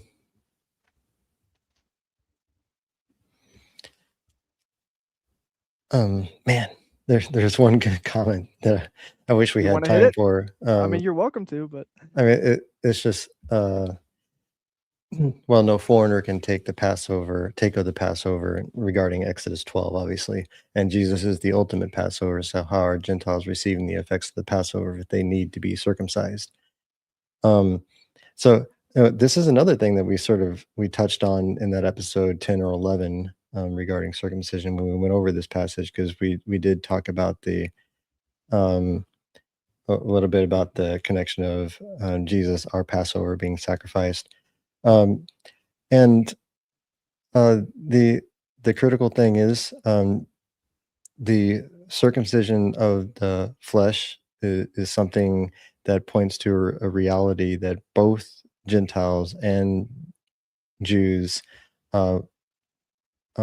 participate in, which is the circumcision of the heart. And that is through the faithfulness of Messiah made available to both Jew and Gentile, both to the circumcised and the uncircumcised. So, I mean, that's as brief as I can get there. I mean, obviously, Yeshua is not somebody that we eat in the physical sense. So, physical circumcision for partaking of the physical meal doesn't correlate one-to-one with Yeshua being the redemption by which we experience redemption from death into life. And we're like him, we experience death in the body, but we're made alive by the Spirit. And the Spirit is that which circumcises us with the circumcision not made by hands. So it is, and to be as brief as I can, it's not a one-to-one correlation there. Yeah, it's an allegory. Yeah. Right? Just like Paul allegorizes with Ishmael, Isaac, Sarah, Hagar, Abraham, and what's going on in his day in Galatians 4. I think the association of Christ as the Passover lamb is allegorical in a similar way. Mm-hmm. And that's it for me. Well, this was awesome, Jared. Not as much Galatians as I would have liked, but it was still good. Mm-hmm. Yeah. Thank you all for participating in the chat, and for those who came up. And I don't know that we're going to do like any follow-on call-in regarding this, but I think that we're good for now. All right, amen. God bless you, Jared. And bless you, everybody. All right, good night, everybody. Shalom. Hey folks, if you enjoyed this episode and the content, please like the video and leave a comment below, and definitely subscribe to the channel and hit the notification bell so you can be sure to catch more content like this as it comes. Until next time, think deep.